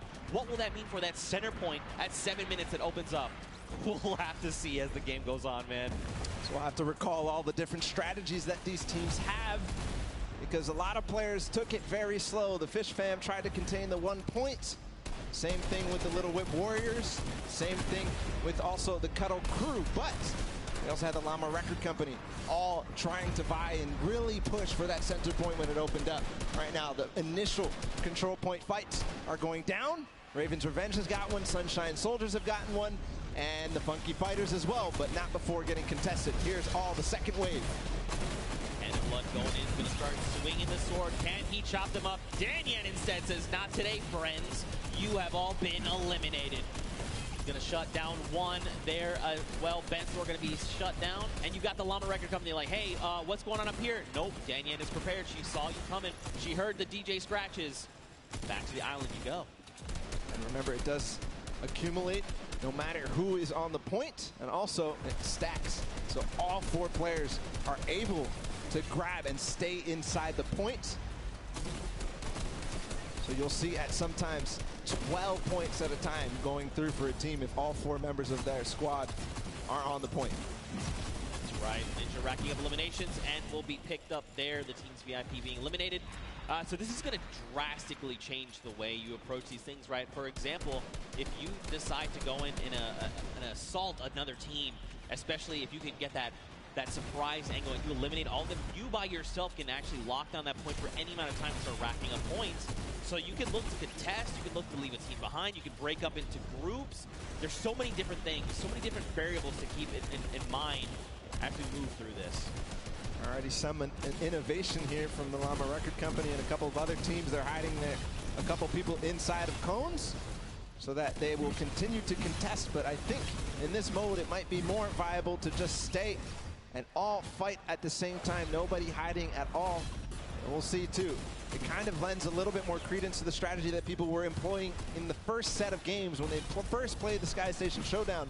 They would have somebody go off and try to clear a point or at least take out their sword bearer. Yeah. But if they do that this time and they manage to clear out a point, they're now going to be accruing on both sides. Yeah, and that's going to make a massive difference, right? Like, let's take a look at Raven's Revenge. They are sitting on 564 points, double of Little Whip Warriors, but they're still racking up the points right now. Ninja going to go ahead and slap Chappie back to the island. Gotaga here wants a cut of the action. It's not enough, but look, Magma also jumps into the fray. Ninja needs to get out of there, or he's going to be eliminated. Use the walls. I like this, but you do not have the HP to try and make this work. A 25. He drops Magma down based on that little jump, and look at this. Magma's like, no, friend. You get him. Kaz comes in the back. Oh. But at the same time, another player comes through and Ninja goes down. And Raven's Revenge are holding on all the corners. I don't see them controlling any one single point. Here's the Cuddle Crew now in second place. They're in a battle with the Funky Fighters. This is important for everybody. The Fish Fam joining the fray as well. I think the Fish Fam may have overrun. Their School of Fish are taking out the Funky Fighters at last, but no, Suzu gets taken out too. The Cuddle Crew is going to abandon the point and maybe come right back. Suzu finally does control. A brief moment, but not too long later, Tomoya says, hello, I would like the red point, please. And now we've got the Fish Fam over here. Suzu is by himself. He's got a bunch of eliminations. The ball of the Cuddle Crew is coming up. They're trying to wreck him. He picks off Sandy, but unfortunately, he does fall as well. That was terrifying. They all came over the ramp at the same time. If you're just joining us here, don't forget we did increase the score limit up to 3,000. So if you're wondering, the Raven Revenge, they still got a ways to go, even though they are in the lead as it stands. I'm also keeping my eye out on the Llama Record Company. They're down at 300-ish points. They're going to claim 300 right now. And what they do, they always wait until the last moment, until that D point, the last point that opens up in the center, and they make a concerted push. I think that may be very, very strong, because in the first couple of games, as the Fish Fam, or as the Little Whip Warriors try to make a push here, they're gonna get shut down. The first couple of games, they just controlled, and every single person was on that D point at the same time. They built their entire base out at the perfect moment. They were waiting for the time to pounce on that last point. Still 2 minutes until that starts to spawn. Oh, he's gonna launch the Little Whip Warrior. He is in fact gonna shut down Taco. Look at this across the way. Magma gets picked off, and the Little Whip Warriors are back on the green point. Dude, I'm very curious to see what happens when that middle point opens up, because don't forget, it's 12 points per player of your squad on that point if you're uncontested. So you could very well see an entire squad say, the moment that's ready, jump down. We're just going to try and get a massive influx of like 48 points. Could happen every single second down there. It's going to net you that, so it has to put to an end immediately. It seems that this point right here keeps getting under contention by like multiple teams. The Fish Fam, Funky Fighters, and of course the Cuddle Crew, who get cleaned out. So they're not earning anything really from all fighting at the same time. One team ends up coming out on top, but then it all happens again. So maybe some timing issues here in terms of synchronizing the push on this point specifically. Yeah, I mean, this gets way more hectic when anyone can score points, right? And the Fish Fam have been doing a great job sticking together, going in as pairs, duos, if you will, and trying to shut everyone down, but that's only going to get you so far. It kind of breaks down, too, when everybody can score, because there's so much that more important. If you're by yourself to stay on the point, in the previous iterations, if you're by yourself, you get off the point, because you can't even score. But now you have to stick around. Look at the slaps coming out. Lachlan does take out Scissors, but does fall as well. Now Clytex is just trying to get back into the fray, get himself those height with the impulses. And now don't forget, they have a limited number of builds. It's about 100, I believe. But right now, man, you just need to be turning your attention left and right, trying to eliminate as many players as you possibly can. This remix is shaking the very foundation of this mode. And Clytex goes in, he's going to start trying to take him down. Did not go his way, though. See, this is what I'm talking about. Finally, the Fish Fam control this point that the Cuddle Crew and Funky Fighters were fighting for so hard. And they control it with all 4 players, so you could see their score rising significantly every second there. At the same time, the Llama Record Company with an evenly timed push as well, but Rubius comes in, Chicken Champions take out one, but I don't think that's going to be enough. I think the Llama Record Company, no, they don't hold. Or do they? Or do they? That is the question. It looks like, unfortunately, the answer is no, as the Chicken Champions are rolling in on the Sunshine Soldiers. Attacks are going off left and right, but Danyan is just it's just not falling. Just keeps eliminating left and right, getting a little bit of that side. The timing of that push that took out the Llama Record Company might have actually worked out in their favor because they're all going to respawn together. 5 seconds for this D point to spawn. You can already see they're hunting. Hand of Blood, Rubius, Carnifex, they're all going for it because they know the importance. If they can all stand in there at the same time, all the impulses come through before anybody can even build a base, build some protection against them. It's pure chaos down here on the D point. And look, if you're another team on the outside looking in, as all these players are just jumping in toward that center point, you do what Gotaga's doing. Let them all fight it out. Let's just sit on the point. No one seems to be paying attention to the fact that we're about halfway through what we need to win. Let them all fight it out. Don't make any sudden moves, right? Don't be the distraction to have someone go, oh wait, there is a point up there. We need to go get those guys. I love what they did just there. They forced the one player there, but hold on, the Funky Fighters are all in. They have a base. There's no impulse. They are climbing the leaderboard hard. They're at third right now. They're going to overtake second. If this does not get shut down soon, the Ravens' revenge may have trouble looming. And look at this, Llama Record Company, Hand of Blood is trying his hand and slaying these players, but it does not go his way as Tomoya comes in. No Llama Record Company, they stay strong. They're still racking up the points. Scissor says, no, friends. This is not allowed. You cannot continue to do this. Clytex also wants in on this as well. And Scissors meets an untimely end. Meanwhile, the Ravens' revenge have not stopped climbing points. If they have 4 members up here, it's about even to 1 player on that D point. So just continuing to stay there. Finally, the Little Whip Warriors, Ninja, and crew are going to clean that up and put an end to it just before they hit 2,000. But on the other side, Chicken Champions are looming. They have 4 players on a single point, not the mega point in the center. See what's going on with them. They're all lurking. I don't think anybody really is too worried about them, but you know, with all 4 players here, it could all of a sudden become a nuisance. Back down on that center point. You've got Hand of Blood trying his hand again. Did not go his way. Kotu is here, though, for the Funky Fighters. He was able to rack up a small amount of points, but still, every little point you can gather is going to make a difference going in the end. And look, Gotaga and Raven's Revenge are back on the point, but so are the Funky Fighters. There was 3 for just a moment.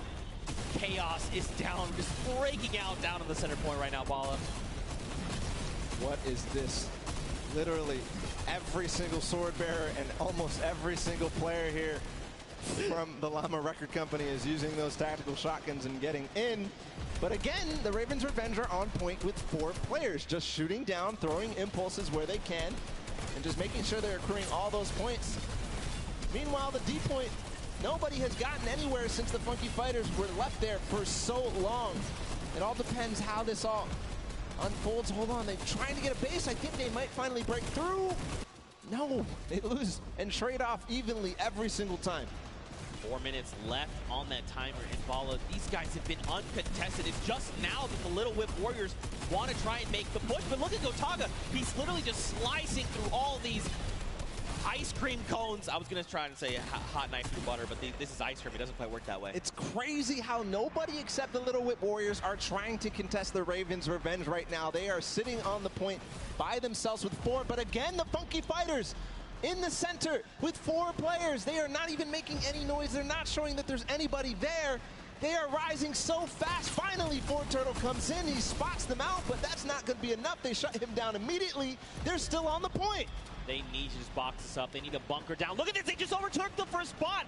Someone needs to do something about this. Guys, they're taking up again. You have to go in the center. They get it. Oh, my God. Funky Fighters again take the win here on Sky Station Showdown, the first match of the Golden Games. And that is a huge victory leading into the rest of these. Just unbelievable. For so long, Gotaga and Raven's Revenge sat on the green point completely uncontested. and then for a moment, everyone forgets about the center point, and that's enough for all 4 members of the Funky Fighters to sit on the point and just rise above everyone else. And by the time everyone could kind of figure out what was going on, it was too late. They stole away the first golden game. Ridiculous that nobody was able to spot that out.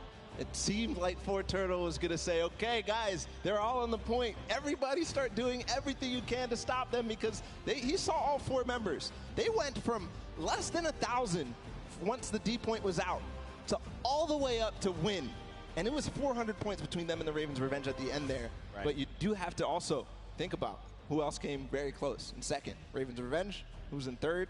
We'll be able to find out in a bit with the standings, but just an unbelievable performance there from the Funky Fighters to realize exactly what must be done. That was the second time they completely boxed up that entire D point. Yeah, and just completely uncontested. But that's it for the first of 3 golden games. And for the Funky Fighters, they secure that win. But for now, let's send it back over to Pookie. She's standing by with the winners. Pookie, down to you. Thank you so much, Zeke. I am down here with the Funky Fighters. Another victory. I feel like I've been talking to you guys all day, but how did you find that remix game? Because those rules were a little bit different than what you were used to. So what was your strategy going into that one, Huzi? I mean, everything was so unexpected. We were last and we came first because we got the middle. The point system, because every player gets points. So we win. It was so exciting. So exciting. So exciting indeed. Now, Ravens Revenge was in first place for most of that match. You guys knew that you had to come up from behind, which you absolutely did. But I kind of just want to talk a little bit about how there are 3 teams tied right now for first place, and the winners of this set will be taking home that additional $1 million of prizing. So I don't want to put too much pressure on you guys, but what is your strategy going into the next game? Are you going to stay the same? Are you going to change things up? Are you going to go for the middle again? Probably. Yeah, we're just gonna keep doing what we're doing, and as long as this works, we're just gonna keep it up. For sure. Sounds like a great strategy. Finally, over here to you. When you heard that there was a remix kind of blind side come in, what was your first reaction to hearing that? Yellow. Go to yellow circle and win. Just win. I love it. It's so easy. It's such a great concept. You know, we talk about it all day, all of these things we break down, but at the end of the day, you just got to win. Back to you guys at the desk. Pookie with the most insightful knowledge you'll ever need in your entire life. It doesn't matter if you can just win. Just win. I'm doing it wrong. I'm doing it wrong. You're winning. I'm trying. We're doing all the winning best here at the World Cup. We all are, in fact. But so are these players that have taken the stage. Now, don't forget, those llamas are going to be playing a big factor in how the final $1 million prize pool is divvied out. And Pookie touched on it perfectly, actually. Right now, there's a 3-way tie. Yep. All right, and that's something we need to take a look at with those standings, just to give you the refresher. So, Funky Fighters, Fish Fam, and the Chicken Champions all have that silver llama. Now, don't forget, every single match they play, they're also walking away with a prize pool that they're splitting 4 ways. That part's awesome. But man, that extra $1 million prize pool at the end will be huge. So either the Funky Fighters, Fish Fam, or Chicken Champions need to win that golden llama for one of them to win, or if you're on the outside looking in, you just want that gold llama. Because if you win that llama, that means you and your team actually win that pot. Yep. You win the $1 million final prize for the Creative World Cup. So all is on the line right now. Those prizings, as they shake up into the next sets, are going to be so crucial to keep an eye out. The Funky Fighters taking a good first lead, but it's not enough. We've seen it time and time again in these first matches of the set. That people who win the first game don't end up coming through all the way at the end. So they have to have a consistently good performance into the next game, which is the Junkyard Juke, and then into the next game too, which is the World Run. That's right. They're all golden. All the golden games with all the golden games. Not the golden boys, just the golden games. I love you, buddy. Now, don't forget, if you guys are watching and maybe this is the first time you're tuning in, don't forget you can watch also at Fortnite.com/watch. If you're watching in-game, you can do that as well. If you go to Fortnite.com/watch, you can actually kind of hone in on a specific team. There's 10 different feeds to take a look at, and you can say, like, you know what? I'm all about the Fish Fam. I'm just going to watch their perspective. You can do that. Head on over to Fortnite.com/watch. Take a look. Here are a breakdown of your feeds right there on screen. It's an incredible new feature. I love to use it. I checked it out on my phone earlier. And just unbelievable, seriously, to see all the different POVs, to see the first and second place POVs, and then also to be able to pick who you want to watch. You can watch Lachlan in feed 8. You can watch Gotaga in feed 4. So just an awesome feature. Go check it out. It's amazing. Yeah, for sure. Now, don't forget, guys, we are 1/3 of the way through the Golden Games. First one, Sky Station Showdown, is in the books, and the Funky Fighters were, in fact, the winner. Now we move on to the second game.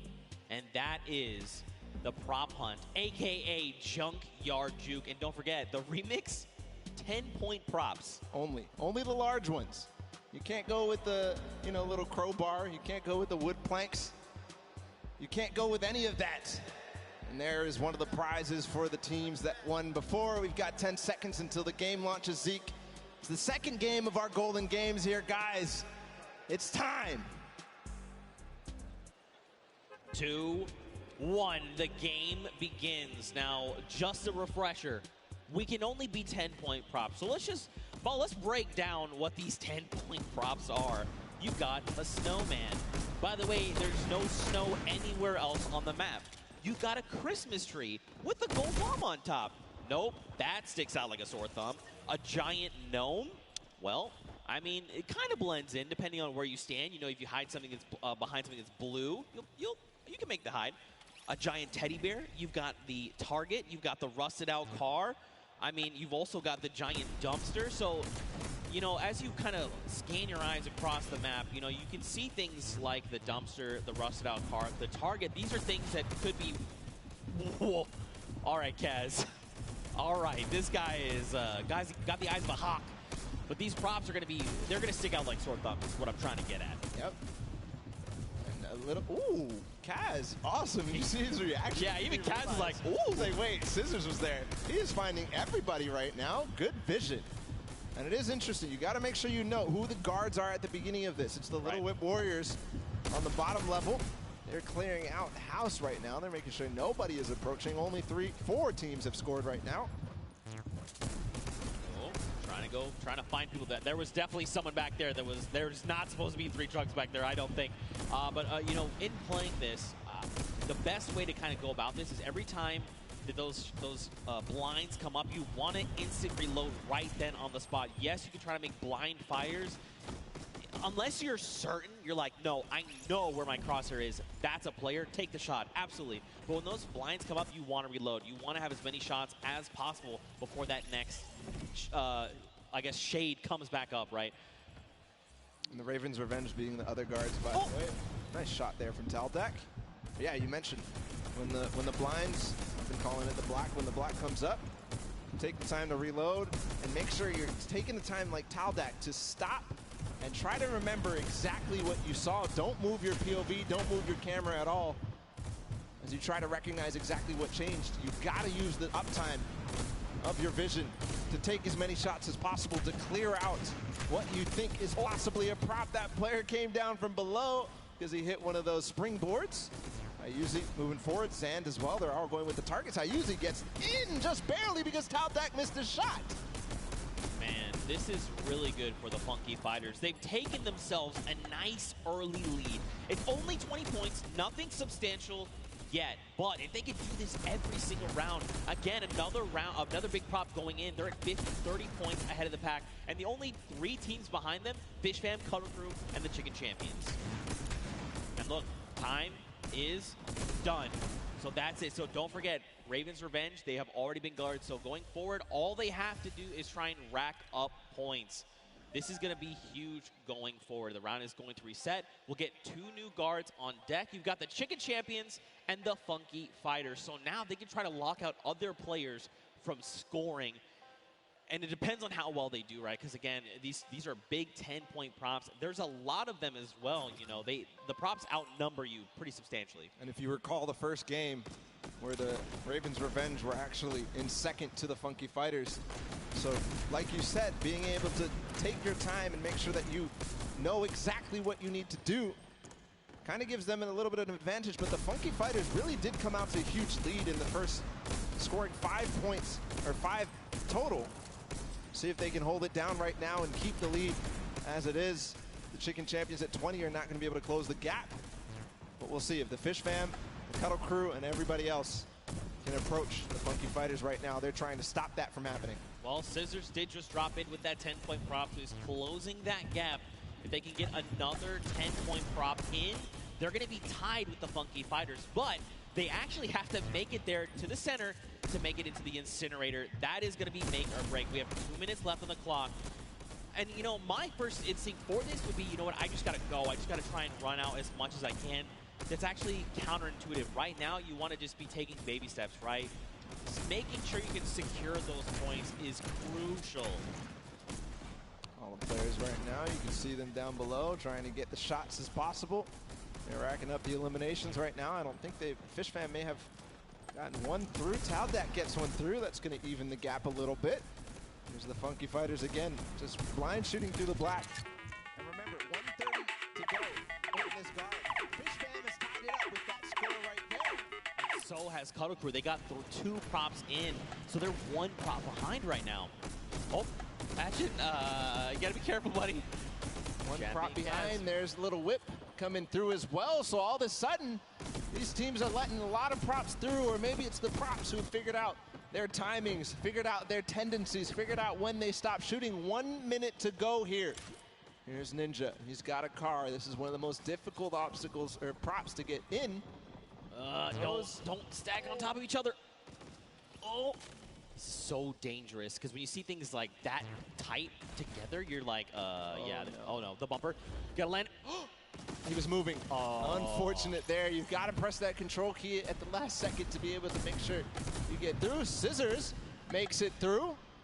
Dude, that's a lot of points racking up. They're at 80 now, 30 points ahead of the Funky Fighters, which is unfortunate for their guard watch. 30 seconds to go. They've taken the lead here, 20 points now. 30 points ahead. Make that 40. The numbers are changing like crazy. But right now, Scissors and the Fish Fam, they've got the lead. And this is huge right now. Don't forget the Funky Fighters are in the center, so they can't rack up points. We've got 10 seconds left. Whoever's out in the field, they need to make it into the incinerator right now. Are they going to have any more points accrue? It doesn't look like anybody's close. That's going to be the round. The Funky Fighters and the Chicken Champions end up closing out that guard watch. We'll see where the standings end. I did notice something though, Zeke, is that the Ravens Revenge were at 0 for that run. They didn't get a single prop through, which is a far cry from their performance on Sky Station Showdown. They were second. They need to band together right now. They need to rally, and they need to make this happen. Round 3 begins. You've got the Fish Fam and the Sunshine Soldiers in the middle. So now the Fish Fam, you know, we saw this before. They got this lead, but now they have to try and lock everyone else out from getting points. And as we've clearly seen, it is actually way more difficult than it sounds. And judging by the first run of the Funky Fighters, they got 50 early on. We'll see if they can get and double their score, essentially, to tie up with the Fish Fam. But Sunshine Soldiers also being a guard, and the first 2 right now ending up on guard watch. 2.5 minutes left on this timer. You see people hitting these hidden little bumpers. So a little surprise in case you've been wondering why have they been flying up. There's little secret bumpers that are buried. You can see one right there that looks like a little silver dome. If players touch that, they're actually launched into the sky. And it's a very clear, like, hey, this is a person. They have disguised themselves as a prop. You should probably eliminate them. 2 minutes here on the clock. And Fish Fam are just tearing it up. But look, Funky Fighters, they were guards last round. They were behind pretty far, and now they're starting to close up that gap, right? If they can get another 3 props in within this 2-minute timer, they're going to be in a great spot heading into that final round. Tyler trying to hold it down before he gets his last opportunity to go with the props. But here, the Cuddle Crew, and they're going to be on guard watch next. So if they don't solidify this lead, very strong right now. It's going to be so difficult. Meanwhile, the Ravens Revenge did finally get a prop in. They could have a final round that could be amazing. We'll continue to watch here for the Cuddle Crew. Llama Record Company and Funky Fighters all earn a point in just a second there.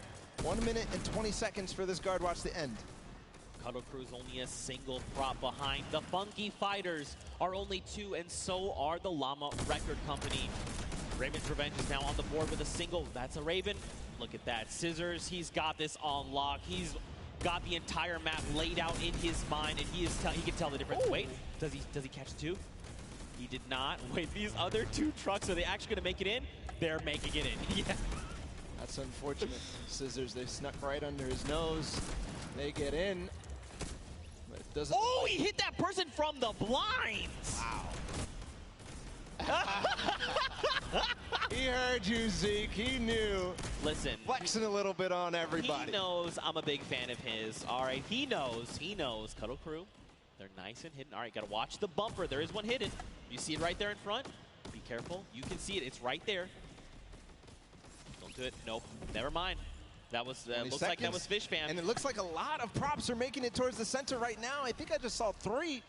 Very close. Here's the approach from Huizi. Remember, they have to get sorted to get scored. So Tomoya, I think, will be the last prop here. Bensor making a push for it. No. But what a push there at the last second. They do all tie up. 3. The top 3 are tied up at 100. So that means this last round of Junkyard Juke is going to be so crucial. This is very scary heading into round number 4. So take a look. In the center of the map, you've got Svenos and his crew. So don't forget, there's 3 teams tied for first. You've got the Fish Fam, you've got the Funky Fighters, and you have the Cuddle Crew. So basically, they are well ahead of the pack, but they're fighting each other right now. Little Whip, or excuse me, sorry, the Llama Record Company, and now Little Whip and the Cuddle Crew, they're at 90, so they could close that gap, but they have to work so much harder to do that. You've got the Cuddle Crew in the middle, and this means they're not racking up any points for this round, right? They're just trying to keep everyone else from accruing points. And 5th place or lower at this point. If they don't have a good performance, even the Sunshine Soldiers, the Chicken could go through. Nice shot there from his team. Joining them as well as the Llama Record Company in 2nd place. So 2nd or lower is all they can achieve. So for right now, Llama Record Company, remember, they can't accrue points. They literally have to try and stop Fish Fam and the Funky Fighters from racking up points. If they get even 1 through, they are going to be edged out. Everything is riding on this moment right now. How accurate are they? How quickly and how much do they remember the map? Look at all these props here on the left side of the screen. One just got through with the quest. Little Whip, look, they took over. So did Fish Fam. Nice shot there from Great Alex shot for sure. He knew that there was a prop approaching. He knew that he didn't find anything in the last couple of seconds. He knew. Is he going to be able to find this one? You can see he's pre-firing through the black as they all try to approach. What a nice play from Alex. A nice strategy. Now remember, now that the Little Whip and Fish Fam have taken the lead, the Funky Fighters fall to 3. And since they got first in the first game, that means it's just more close when you think about the overall standings here. Yeah, look, Little Whip again, get another prop in. They're pushing ahead, man. These guys are pulling away from the pack right now. Llama Record Company, they've got to just start trying to pick off these props. They've got to keep the Fish Fam and Little Whip down. Maybe have someone else potentially contest, but right now, man, the Little Whip Warriors, Ninja and his team are just destroying this final round. And all the rest of the standings so important as well. Svenos and Co. and the Llama Record Co. doing a very good job on guard duty right now. And besides the top 2 ending up getting a couple of points, they're not letting anybody below them really earn anything. A lot of props approaching right now. The timing's going out. Ninja gets in with the car, scores, and that just solidifies the lead even further, but I think Fish Fam scored. No, they didn't. Look, first place to Little Whip Warriors now. There's no tiebreaker involved. 20 seconds to go. Can anybody else score? You just got to go. Do not jump. You just got to go. That's right. Oh! Okay, there's another round of points coming through. Little Whip at 150. And look, Taldak's right here. That's going to put him at 160 with 10 seconds left. That's the win for sure for the Little Whip Warriors here. And Junkyard Juke as the timer expires. As Ninja scores in the final moments, as well as Taldak. The first win for the Little Whip Warriors, and it couldn't come at a better time here, Zeke. That's right, man. Look, don't forget, those Silver Llamas are scattered right now.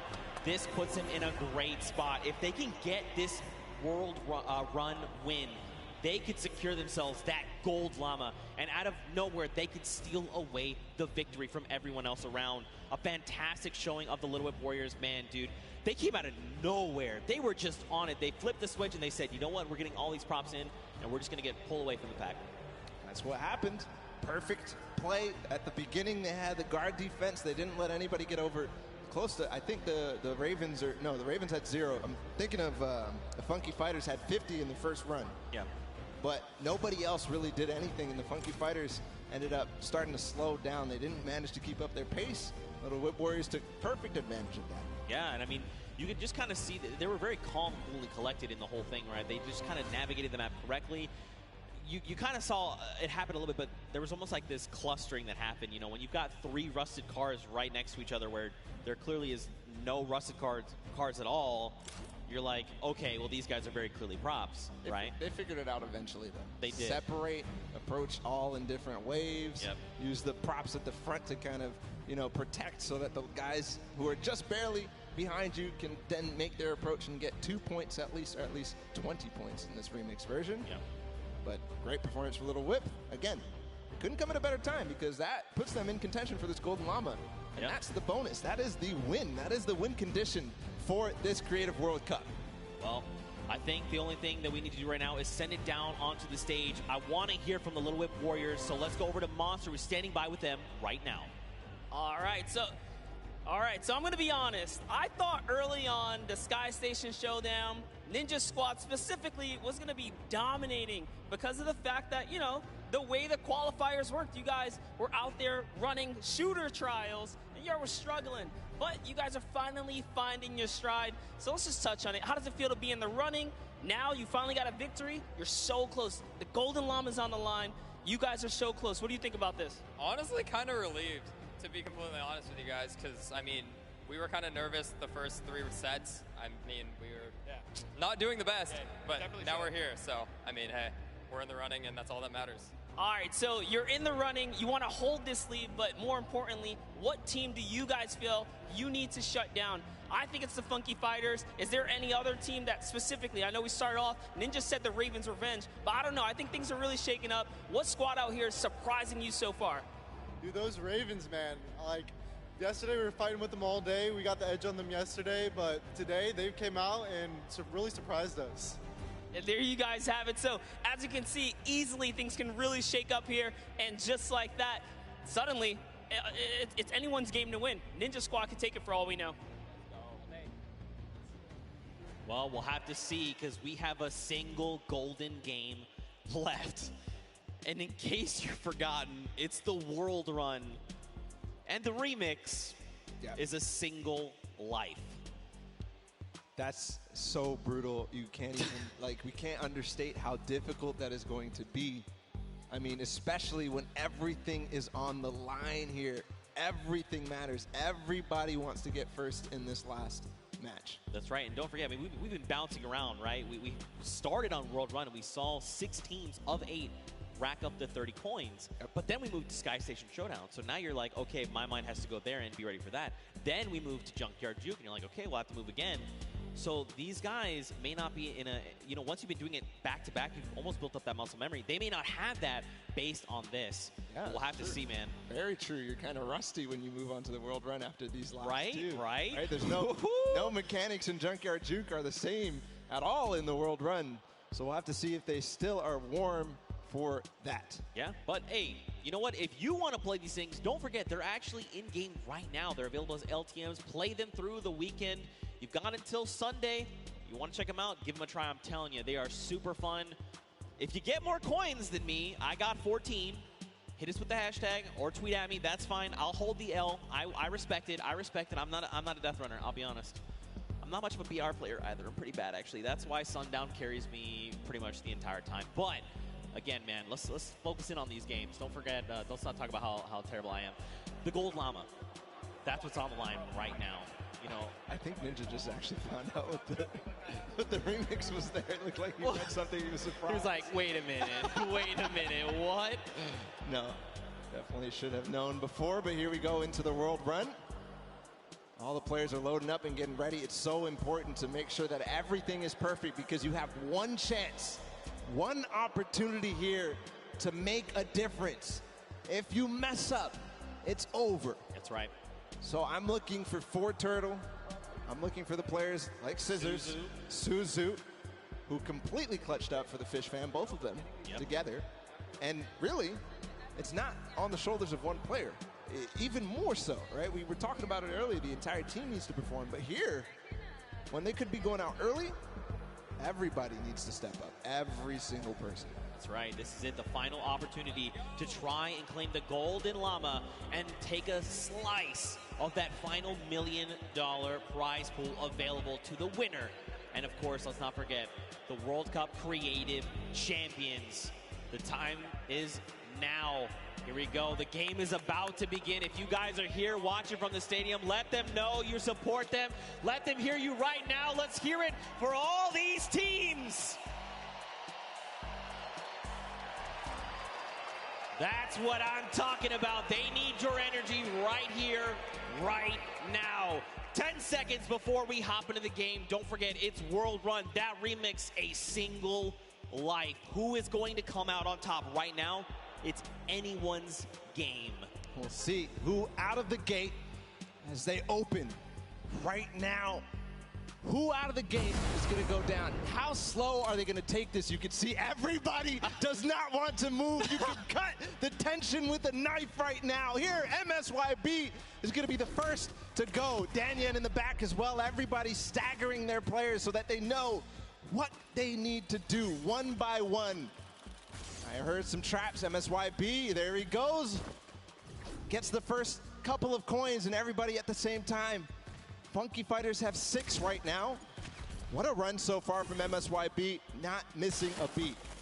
And the Funky Fighters are already off to a strong start. Oh, no! MSYB. Oh, an error was made there on his part, but it's okay. He still got his crew. They can still make it through. Funky Fighters are still racking up the coins. Here we go. They're going to pick up their 10th right here, right now. This is literally, I'm telling you, man, this is where this precision jump comes through. Come on. Koto.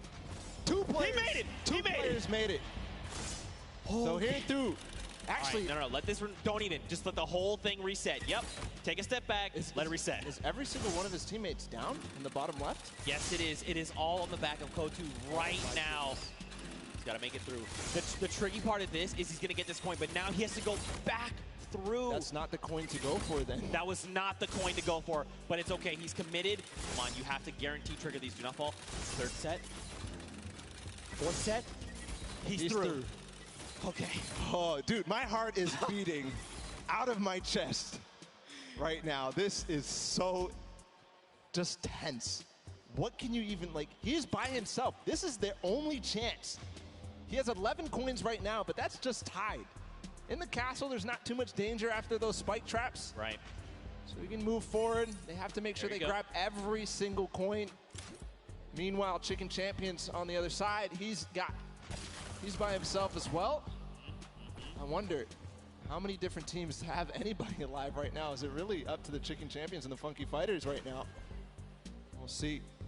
They have plenty of time to work with. They can take it as slow as they possibly want. There's the Cuddle crew. They've got 2. They have 2.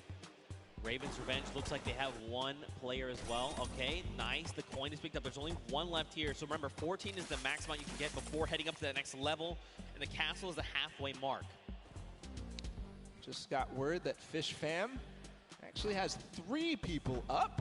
Only 10 coins for them. So maybe taking things slow, letting things play out, and seeing how the other teams do. Because really, the time is not of the essence in this case until the very last player. There's Fish Fam. 1 did go down in the meantime.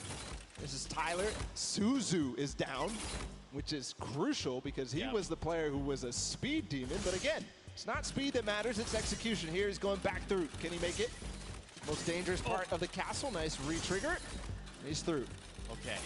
All right.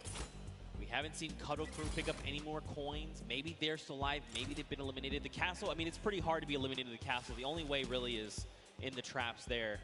You've got the Funky Fighter. Look at this. Lachlan. Oh, no. He's crying his eyes out. Wait Guys, Guys, if you want Lachlan to go for this, you got to give it up to him right now. If you want Lachlan to go for the jump, Lachlan, you got to go for it. There has to be a Lachlan chant. Lachlan, Lachlan, Lachlan. Come on, you have to go. Look, but the thing is, he's talking it through his team. He's like, look, what do I have to do? What do I need to make here, right? And this is good, because remember, they have 6 minutes. They, like you said, they can take this as slow as possible. But again, this is going to come down to these last moments. So Fish Fam actually, right now, they're leading the pack 15 points. That means they're up on that next tier. And there's some pretty treacherous things happening up there. There you go.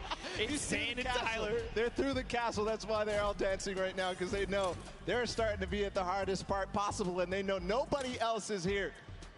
Based on their coins. Here we go. His teammate did fall up ahead. Gets one, though. There's the trap trigger. This is so difficult. He's going to start getting towards the variable impulses. Remember, he's got to make this in one go. See, you see him take a step back. He's like, look, the trap's not right. Look, this isn't right. I'm way farther ahead of anybody else. He's going to wait until anybody else goes. Here's the Ravens' revenge. He's going to tie it up. There you go. In terms of place that there are, but the Ravens' revenge don't have anybody else, so he can't get to that other lane to collect those coins. Right. Which is crucial. And don't forget, if he got here by himself, too, that means there was that extra coin, remember? Because there's 2 lanes. He left one behind. So there's more pressure on him right now. The scissors. That's what Scissors did in that game before. He's going for it. He's not stopping. He does need to make sure he beats the Fish Fam. You can see now Zan going at the same time. Here it is through the jumps. He's waiting a little bit. Jump. Nice. Yes! Okay, pressure's on right now because don't forget they're a single coin behind. Zan going at the same time right now. Well, he's going for the variable impulses. 1, 2. Okay, Zan makes it. Here we go. Yes! One more jump!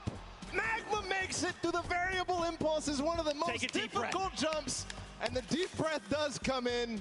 Magma is putting the team on his back right now. And from what I can tell, everybody, Lachlan's going, guys. He's going. He's got to make this jump. Does he make it? There you go. All right. So look, he's he slides out. He's like, ooh. At the same time, Magma in the top left did end up getting another coin. Here goes Lachlan. Guys, give him your energy. He's going for the jump. Look, Magma, for a moment, he's doubting himself. He can't. Magma gets her head in the game. You know you can make this jump. Here we go. The jump comes out. Yes. 1, 2. He doesn't go for the coin. He doesn't go for the coin. Wait, you needed that coin.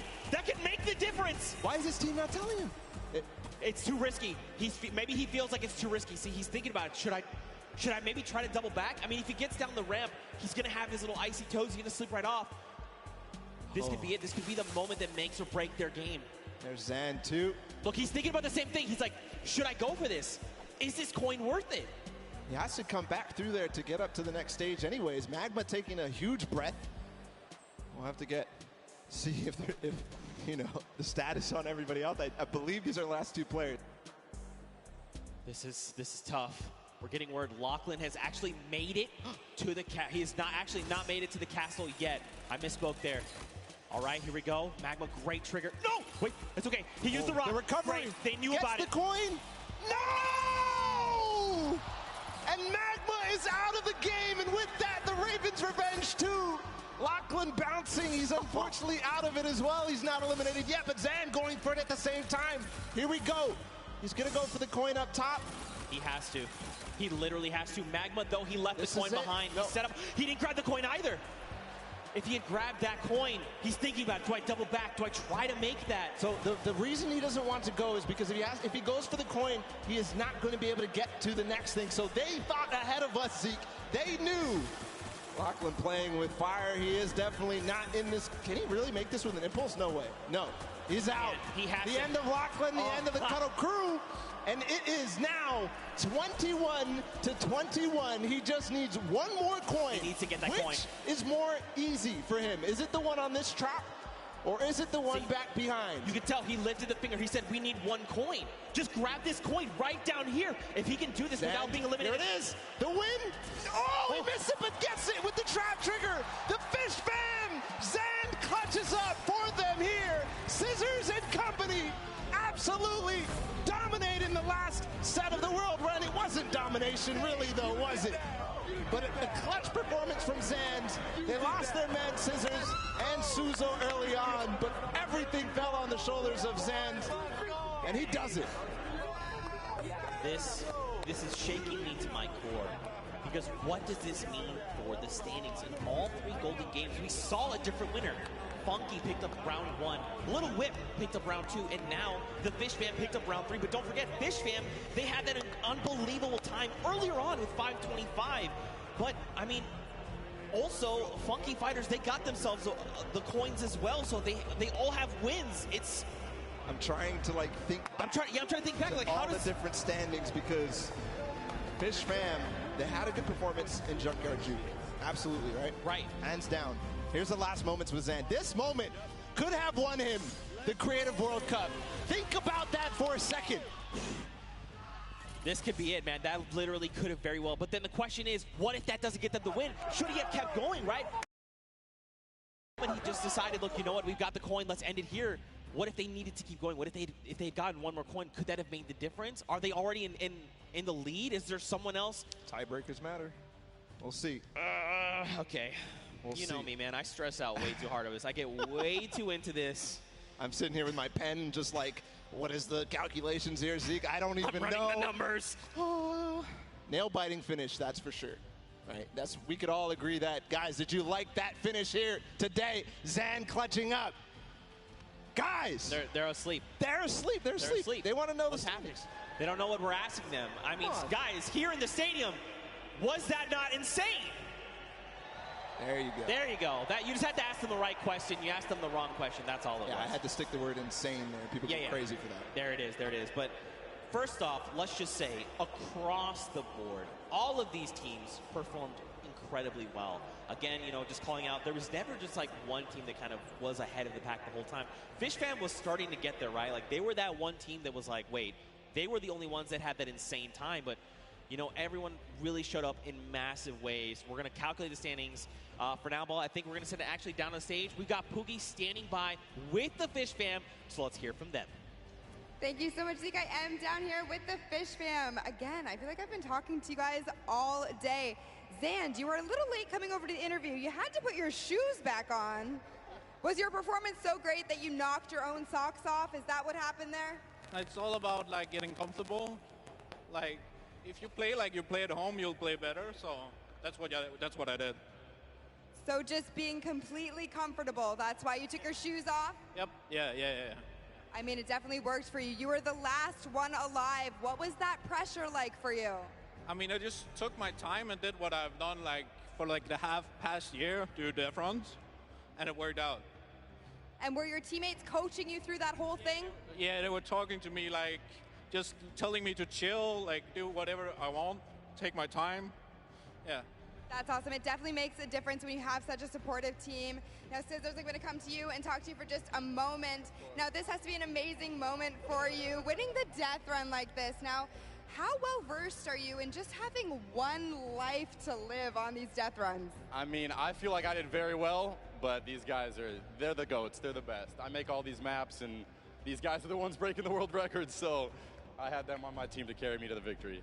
Well, that's what I love to see. Amazing team synergy, amazing teamwork. Thank you guys so much. Congratulations again. Zeke, back to you.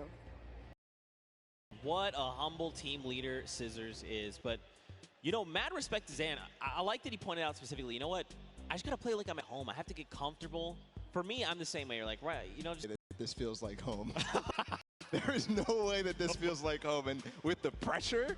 Heck, they were lifting him up saying, look, take your time. In fact, speaking of team, we actually have a listen in. Let's go back and relive that moment, but from their perspective. Get up there, left side. Left side? Left side. Yep, left side. You're good. AFK. Nice. Yeah, I like that. No, I like that. Okay. I like that. Okay. Get that coin. The next one is free. The next one is free. No. The next one is free. Shut up. The next one is free. Go to the checkpoint. This one is free. That was pretty hectic, but as a resounding, hey, leave the coin, seemed like that was the play. Absolutely, he was considering. You saw him circling his mouse on that he was final one. He was like, but but I left it. I had to go back. But it's right. I'll go back. But that was so genius for all the teams who got that far to realize that coin was not worth going back for or even going for in the first place. Remember how we were so shocked that they didn't go for it? And we realized later that's because if you try to go for it, you will end up getting eliminated. Right. Because it's too difficult to make that bunny hop to the coin, grab the coin, and then continue forward. Yep. You have to lose your momentum. Those bunny hops are key to making that jump over the double danger. But man, we're calculating those standings. We're going to see who's winner. Honestly, I've been trying to do this in my head, but we need the experts. We need the experts, all right? I've got stuff written down, but like I can't read the code, all right? It's not coming to me. This literally could go anyone's way. And again, because those silver llamas are scattered, any team that wins that gold llama is going to win. Let's recall the couple of games that we had in this Golden Games. Right? Okay. So Sky Station Showdown came down to the Funky Fighters in that final D point, all being pretty much uncontested. Nobody realized that they had their 2 opportunities, and they took them. They took them both. Skyrocketed from last place to first place. That put them in first in the first game. But also, don't forget, Ravens Revenge were close that game, right? They came in the second place. So, Junkyard Juke next. Okay, Junkyard Juke, we know for sure that Fish Fam did well and Little Whip Warriors did well. Yep. So Fish Fam is the ones who won the last one. Just unbelievable, world run in total. Who was in second in the world run? Ravens Revenge. Ravens Revenge. So Ravens Revenge in the first game. In the second game, they had a poor performance on Junkyard Juke. They did. They actually were in last place. But that's what I'm saying. And then I think back to earlier games, right? Because this is kind of like a cumulative thing. So, but Ravens Revenge had those 3. The first match from World Run was the first place with 29 coins. The second, they came in second with 29 coins. But then in third, everyone had kind of figured it out. They still did manage to make the second time of 636. But what does that mean for all of? I'm getting. Okay, all right. I need to take a deep breath here. Well, what we can all agree on was that this was an awesome, whole thing in general. The entire Creative World Cup, all 3 of those maps. We got to give props to the map makers. What was it? 17 builders in total. All these maps, they came together to make them, and they're beautiful and they're amazing to play. So huge props to them, the builders here for the Creative World Cup. Just awesome. All from the community. Huge props, worth 10 points. Oh, come on. Got him, baby. Yeah, you like that. You like that. I got him. As soon as he said it, I was like, this guy set himself up. I have to pull the trigger. I'm sorry, guys. I'm sorry. But, seriously, again, just to echo everything you said, man, this was so much fun. This was so much fun. And to think, too, this was the first half of the day. I just thought about that. So we stopped Pro coming. We stopped Pro-Am right after this. We might have just broke Zeke when he realized that. But regardless, just all around, I'm curious. I want to recall our favorite moments here. What were your favorite moments here, Zeke, from this Creative World Cup? Was it the Funky Fighters taking the point? Was it that last moment with Sand? Okay. The Fish Fam? So that was definitely, absolutely. If that wasn't your favorite moment of the whole Creative Finals, I'm not sure what else could top that. Maybe there's something I'm not thinking about. I think back to when, the Fish Fam, they had to clutch up that win, and they come through with the 5:25 time. We watched Scissors in that run. He just tore through 4 obstacles, literally back-to-back in one life. Now, eventually, he was eliminated, but still, that takes so much precision, and he made it look easy. That's not something that you just do. I mean, I'd argue he's the grandfather of creative, right? He's the guy that stepped forward and said, hey, you want to do this thing called a death run? And people are like, what? He's like, hey, do you like traps? Do you like respawning? How iconic for that moment to be Scissors and his team. And how iconic would it be if that world run ended up being the decider? But besides that, I know a lot of people here were interested in Lachlan's final performances. We're going to go ahead and take a listen in with his team at the end of that run for him. All right. Sandy, I'm going to start playing, okay? All right, yeah. Or actually, no, I'll start playing when you get to the impulse bar. Boy. Nice, There's a coin above you. Let's go. Well, lucky you get this. I'll try, I guess. Yeah. Oh. This is the jump that I don't think I can Oh do. my god, Mac. Well, here we go. No. Okay, that's... No. He actually almost hit that line. I think if he had thrown that impulse the moment he went up, he actually would have impulsed over. Like, it would have given a little hop. I was thinking the wall there. Yeah. Right? Just bouncing himself off the wall at the last moment. That would have been crazy. That would have been clutch. That would have been insanely clutch. That clutch. would have gotten everybody out of their seats because it was those last 3 teams. Yeah. Those last 3 teams. I'm glad we got him to, you know, get the confidence to go for the jumps. Look, it's tough. Like, honestly, like, and then that kind of goes back to what I was saying earlier. You know, when you've been doing this world run over and over. Because don't forget, even in those, when we were in that big section, like, he was killing it. Absolutely. But then when you're like, okay, we're going to the Golden Games, these things have remixes. We'd have to change kind of the way I'm thinking and approach these things. Go from Sky Station to now, like, oh, we can all earn points. What's our strategy? Then we go to the Junkyard Juke. Wait, we have to be 10-point props. You know, maybe I've been running around as a 2-point prop. Maybe I've been that guy that's been rolling in with the 2-point props. And then being like, oh, yeah, world run, we got it, no problem. Oh, we have a single life. Oof. And that face that he made when he made the jump, that needs to be made into an emote for sure. Exactly. Zeke's got it perfectly. Just unbelievable. The pressure that these guys were under in those final moments. Still calculating the standings, of course, Zeke. It was just too close. It was so unbelievably close. We have to make sure this is correct. Because, I mean, at the end of this, we crowned the first ever Fortnite World Cup Creative Champions. They are creative world champions. The idea of that in itself is insane to me. Yeah. Insane. And it's true, too, because how many countries were here? Like, more than over these 32 players, there was 19 different countries represented across all 8 teams. That is a World Cup. That is awesome. It's really cool to see. And again, I'm just holding my breath because it could even be the Little Warriors, right? Remember them in the Junkyard Juke? They came out on top. They had great guard performances. They had great runs, the props, the timing that they had. Everything matters. And when you look back at it and you're really reflecting, all those single props, the timing that Ninja had when he got into those last couple of seconds, remember? Because it was Ninja and Taldak who ended up getting those props at the last couple. It was literally 20 seconds to go in the map. And they clutch up and make sure that their lead is solidified between first and second. Yeah, I mean, this seriously could go any way. And we're getting closer and closer to finding out who that is, who will ultimately take home that golden llama and be the Fortnite World Champions of Creative. I mean, we hope you guys here in the stadium have been enjoying all the action. I know it's tense. I know. I'm right there with you. My heart is racing. I'm tense too. I feel it. Trust me. And I know for sure these guys on the stage are feeling the exact same way, okay? Now we're getting closer. They're feeling so tense. Just ridiculously tense. Yeah. Unbelievable. If I'm them, I'm literally just, my heart is beating. I don't know what to do. I'm twiddling my thumbs. I'm doing that right now with my pen. I'm not even playing. All right. Ooh. We have calculated the final standings. The votes have been tallied, and the winner of the Golden Games and the overall winner of the Fortnite Creative World Championship is the Fish Fam! Scissors, the grandfather of the death run of Creative itself, has come through. Zan put the entire team on his back and said these coins are nothing.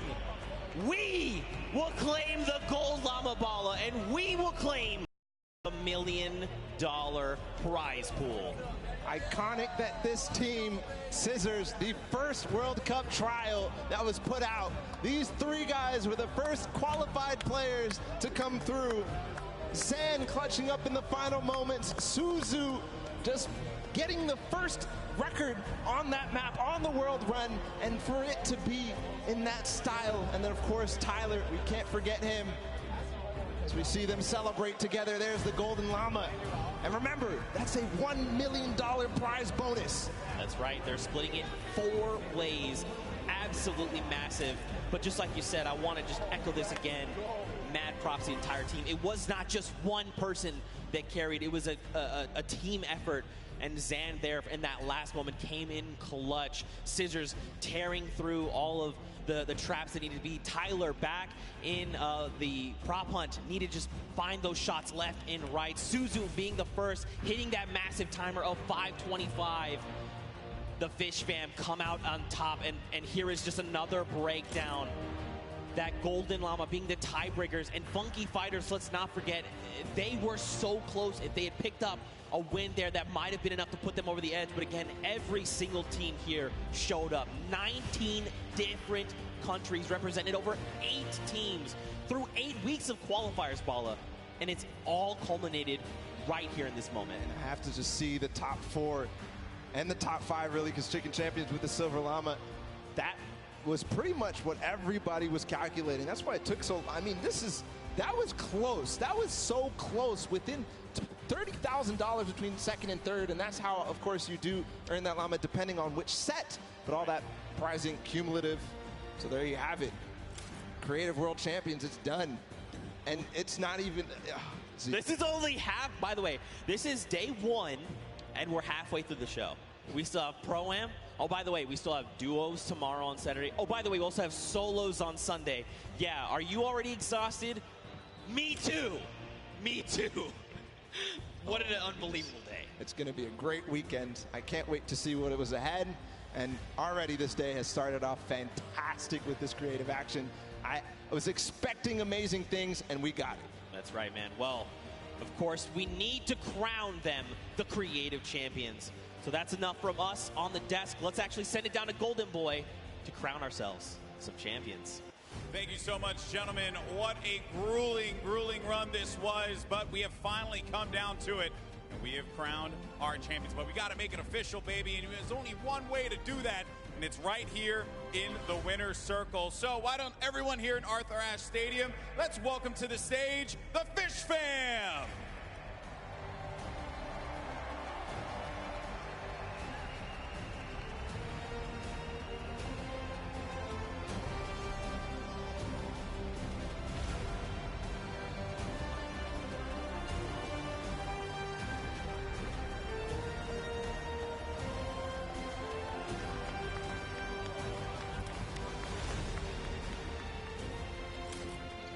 Congratulations, guys. One more time. Give it up for the Fish Fam. Gentlemen, those trophies right there, they're yours. Lift them up for the crowd here to see.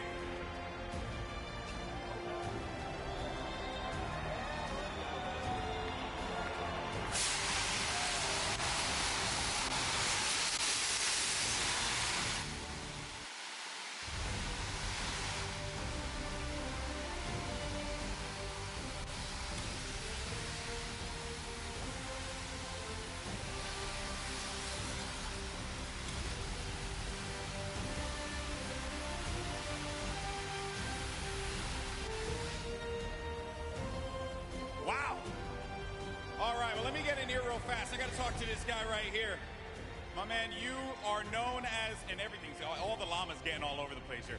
You're known as the granddaddy of the death run. For you to be able to win this competition off of the thing that you made your name off of, that must have felt incredible. It's amazing, man. I came up with the death run, or tried to bring it to Fortnite. These guys support it and love it and so good at it. So I'm just glad they were on my team. Hey, man, I respect that, you know what I mean? Because obviously this is something that is a long time coming for you.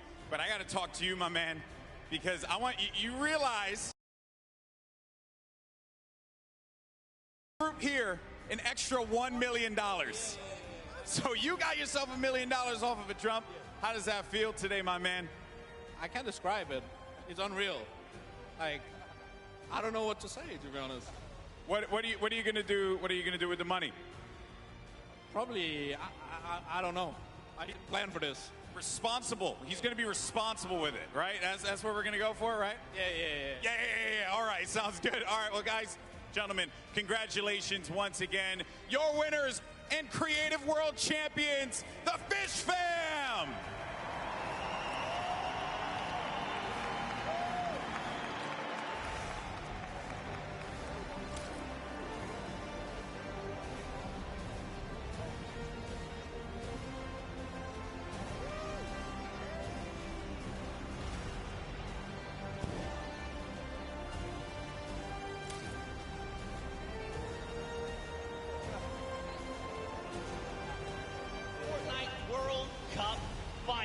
It's time to play some Fortnite.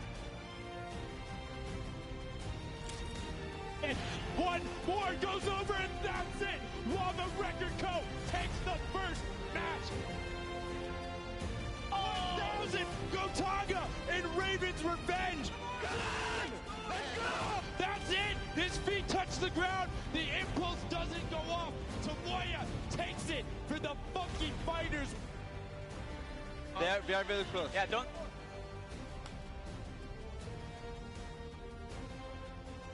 The Chicken Champions have done enough to round out the final match.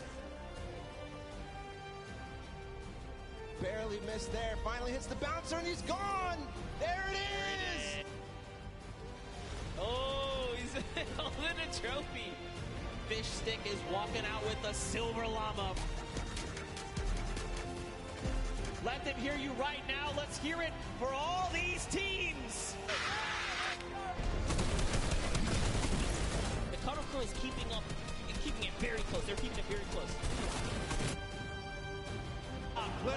Lock, lit. Come on, you have to go. Oh, he hit that person from the blind. Wait, it's okay. He used the rock. The recovery. They knew about it. Gets the coin. No! This coin right down here. If he can do this without being eliminated. Here it is. The win. Oh, he missed it, but gets it with the trap trigger. The fish fan.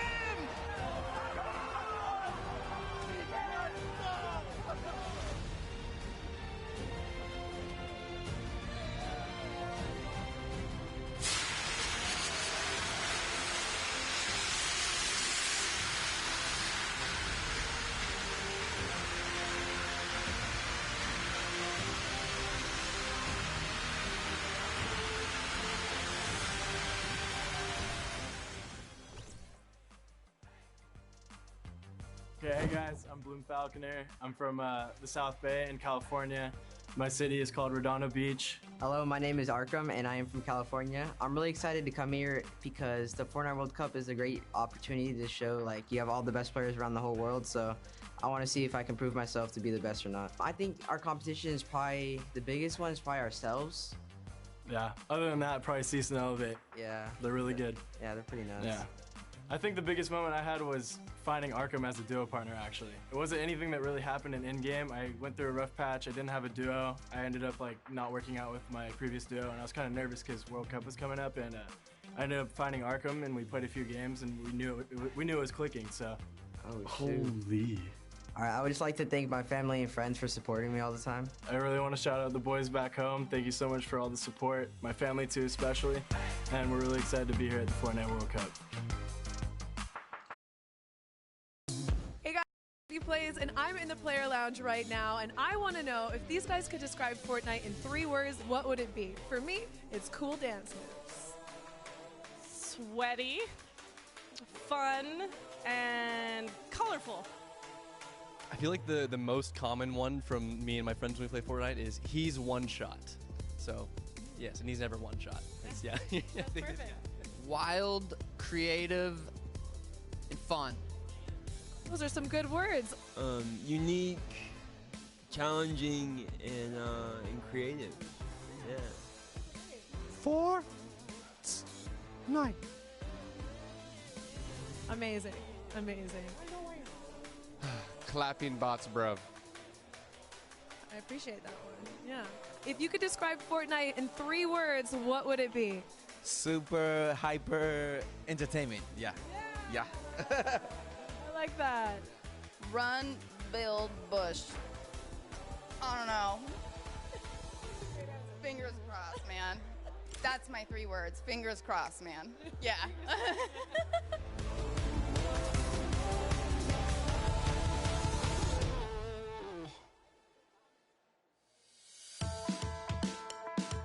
My name is Aiden. I'm from Ohio, and I'm a professional Fortnite player for Ghost. My name is Sean. I'm from British Columbia, Canada, and I'm also a professional player for Ghost. Sean and I were both looking for a partner. We just tested it out, and we ended up taking 5th place the first duo week of the open qualifiers. He is more of a passive player, and I'm more of an aggressive player. I think we really like just combine and we help each other out a lot. Like if I'm gonna push a fight and it's a bad fight, he'll just, he's passive, so he'll make sure I don't get eliminated. It's an honor to be here, really, with all